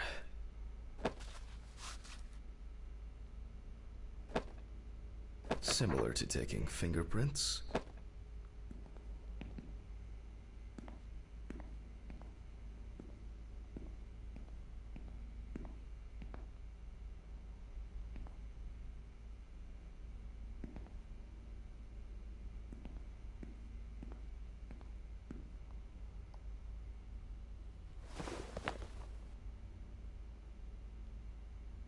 Paint over the area.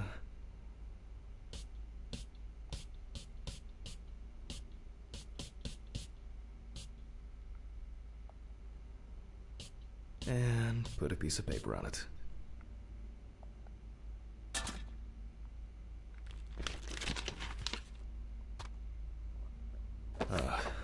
That's very strange. I'll run it through the facts and check it on the computer. I really don't want to believe what I'm seeing. Jemand hat dem dat Pimmelchen abgebissen.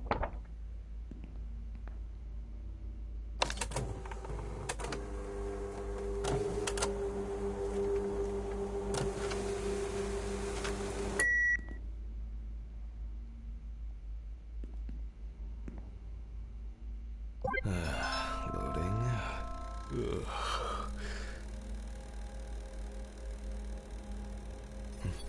What? Wow. This is, well, this is quite unexpected. Human teeth. Oh, fuck. I need to tell this to Stephen.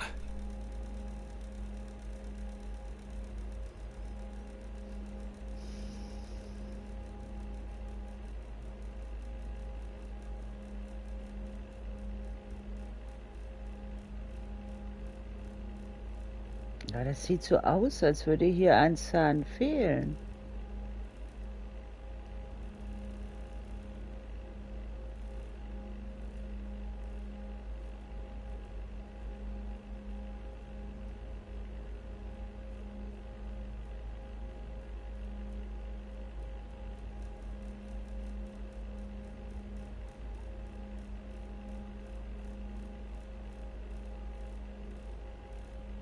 Loading. It'll probably take a while.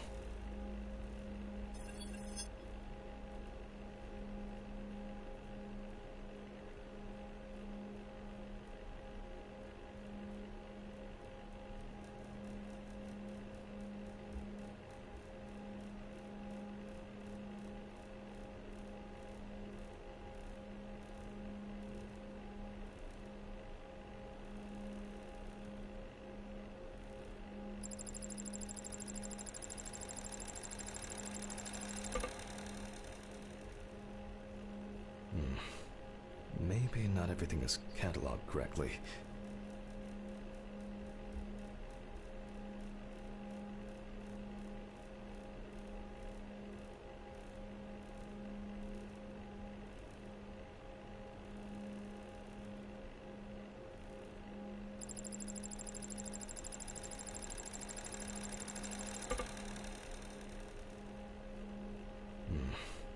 Maybe not everything is cataloged correctly.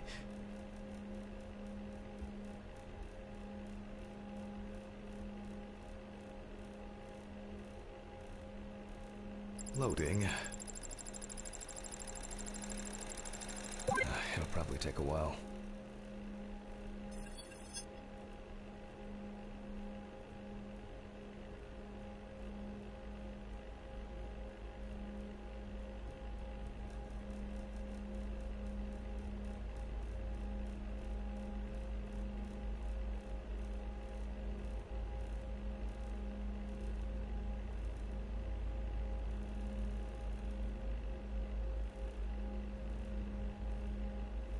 Loading. It'll probably take a while.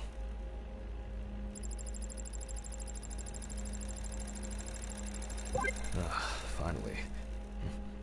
What? The partial impression I have may match several people. Okay, this one is in prison, so he's out. Another in prison.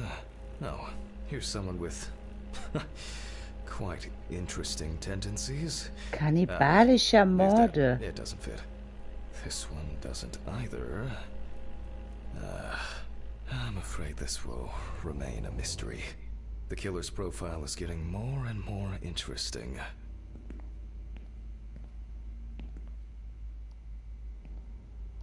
I'm going back to the body. I need to make a note before I start the dissection.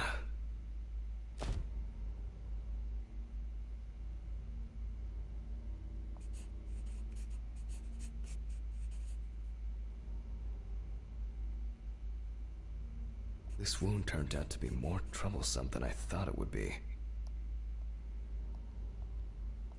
They look quite shallow. Someone must have inflicted these with some sort of primitive tool. You can see that the tool used was sharp and smooth. So, what if it was in the hands of an unskilled person?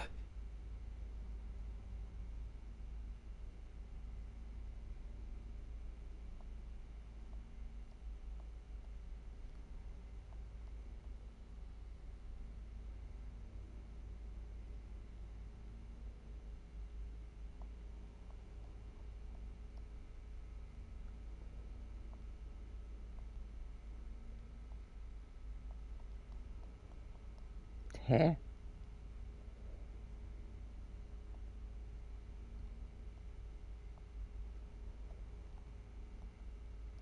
Torn tissue, lacerations, bite wounds.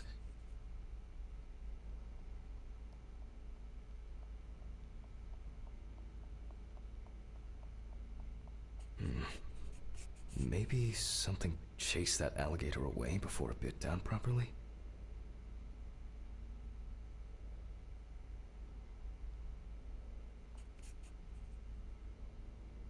The abdominal and genital area are supplied with plenty of blood. If the penis was bitten off while he was alive, Evans could have bled to death. I need to verify how deep these wounds go. If they punctured the organs, hemorrhaging could have occurred. For obvious reasons, I record decapitation as the cause of death. The perfect breeding ground for larvae. Fortunately, the deceased doesn't care about it, just like we do now. Alligators rarely kill humans. Man. I was hoping for an easier case. Time for internal analysis. Finally. First of all, I'll try to determine whether death occurred before the decapitation, or if it ended Evan's suffering.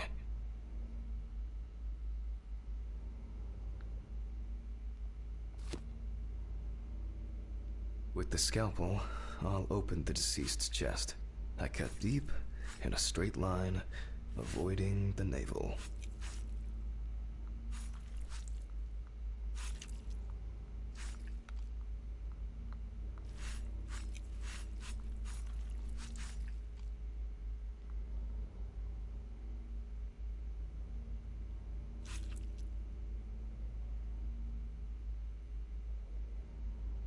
We see a lot of fat tissue under the skin. Ooh. When I remove the ribs, I expect to see even more fat on the organs.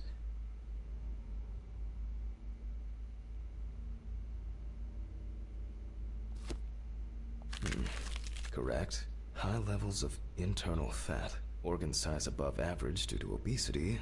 I move on to the lung analysis. Das ist so hardcore, wie sowas aussieht, Mann, ey.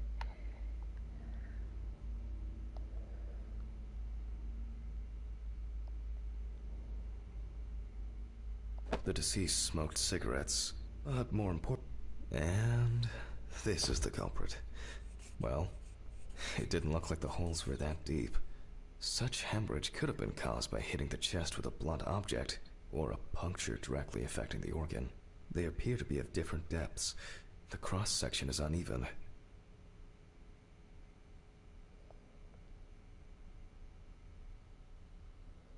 Open pneumothorax should be added to this. The deceased could have experienced extreme hypoxia, and, as a result, obstructive shock.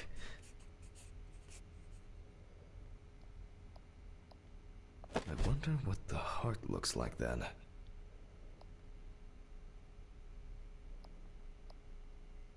The organ is enlarged with very clear, light yellow traces of steatosis on the surface, but similarly to the lungs, there is a trace of puncture with a sharp object. In pneumothorax, the heart rate increases. In the event of such a wound, this would mean bleeding out faster and more. In turn, a sudden increase in the amount of fluid in the pericardial cavity could lead to cardiac tamponade, which is also a life-threatening condition.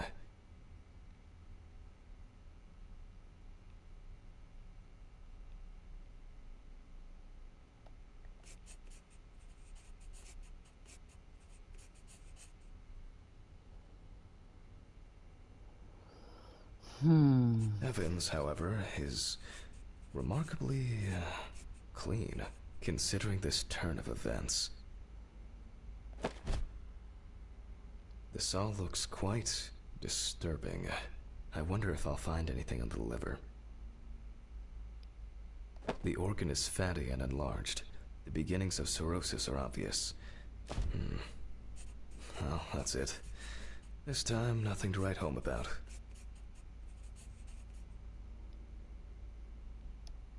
So, I proceed to carefully remove the stomach. Like most other organs, it is fatty and clearly enlarged, not to mention swollen, partially due to gases, but mainly due to the deceased's lifestyle. I take the organ to the cutting board. If the outside is intact, I'm going to check the contents.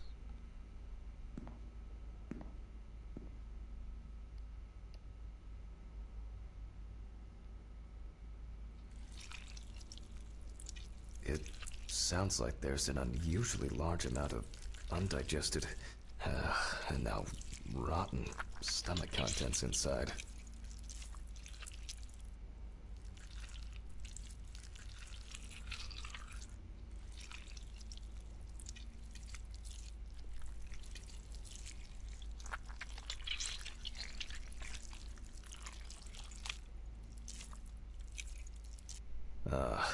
Blood. Evans had to swallow it due to his injuries, which means he was still alive when he was brutally wounded in the chest.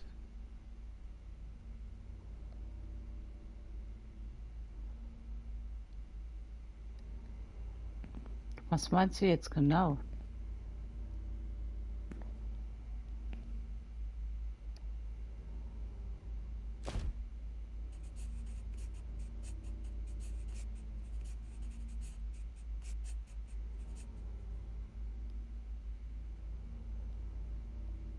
Only the trachea left to be examined.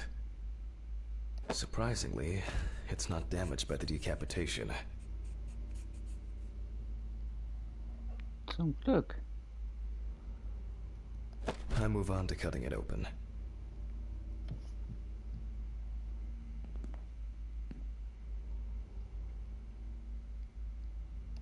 Okay, I carefully cut, and...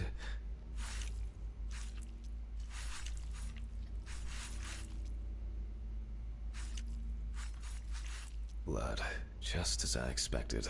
Evans not only swallowed it, but also choked on it. Looks like I can wrap this up.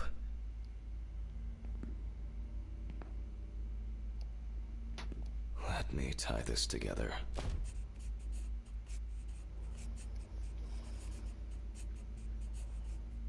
After he was abducted, stripped, and tied up, he was dealt several penetrating blows to the chest, then his head was cut off.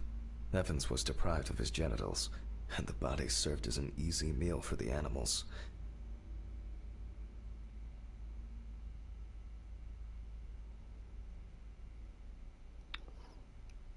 Was machst du denn beruflich?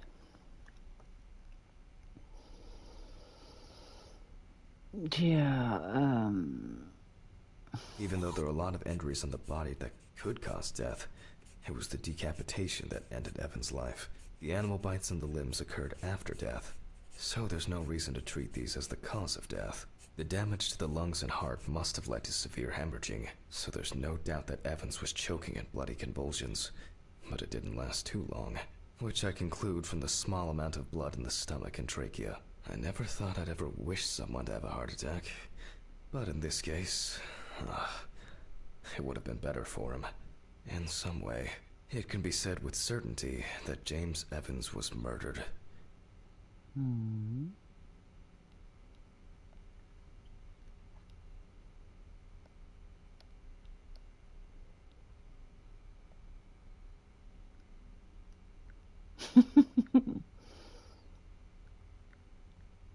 Oh well.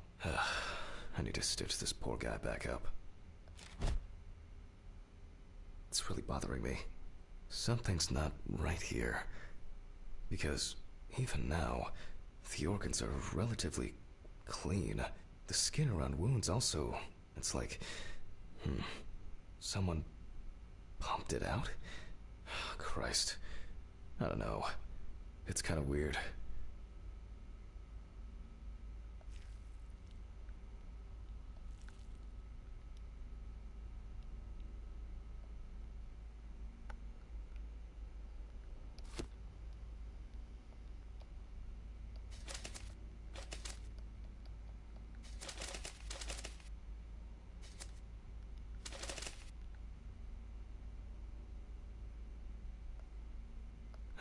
I'll leave these questions for the police to solve.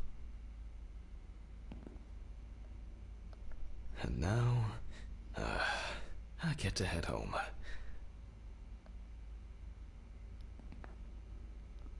Ich habe auch mal Praktikum beim Chirurgen gemacht. Danach habe ich beschlossen, das ist nichts für mich.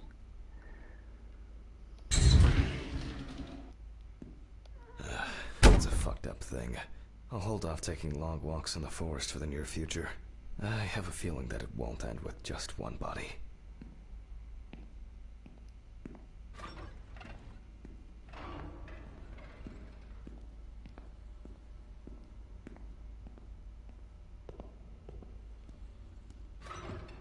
Good night, Mr. Ridley. The body is ready to be picked up. Sure. Good night. I think it's the first time in a long time that I finished work at a decent hour. I'll get home and... What? Oh, come on. Fuck! When did I get a flat tire? What the fuck? Fuck. I'm going to Ridley's. Maybe he saw something. Super, mit dem Schraubenzieher. Das war bestimmt kein aus Versehen. Als wenn der was gesehen hätte hinter seiner Zeitung. Ridley, do you know what happened to my car? Oh, what happened to your car? All the tires are fucking flat! Well, it happens. Don't you have a spare in the trunk? Spare ones in the trunk. No one carries 4 fucking extra tires. In the trunk! Jesus, Sammy, calm down. I'll call you a taxi. Ja, zu Calm freundlich. down? That's a bit of an exaggeration, don't you think? Have you seen anyone around here? Someone strange? Suspicious? Except you? No. Haha, funny. I don't find all these jokes amusing, you know. What jokes? Hammy, what's wrong with you? It's just tires. Such things are not a coincidence. What's wrong with me? Things keep happening. Last week, and now this? Just go wait for the taxi, okay? Fresh air would do you good. Neither you nor I will do anything about it now. Neither you nor I will do anything? What have you been doing all day? Surely something like this can't just be overlooked. Maybe you should go outside and cool down. I'm calling a taxi. Cool down.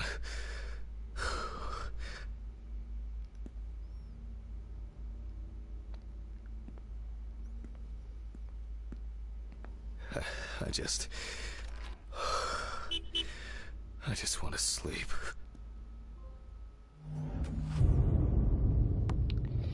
Tja, meine Hasen. Wir machen jetzt Feierabend. Ich habe morgen nämlich was Wichtiges vor. I doubt I'll get reimbursed for the cab.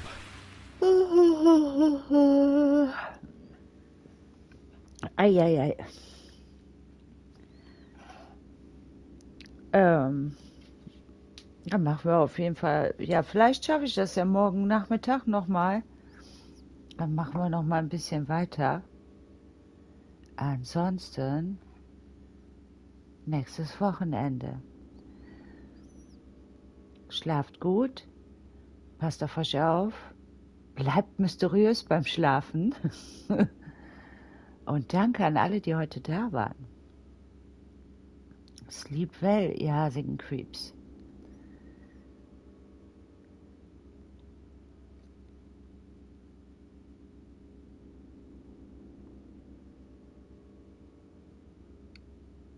Ich hoffe, das hat abgespeichert. Weil speichern kann man nämlich nicht.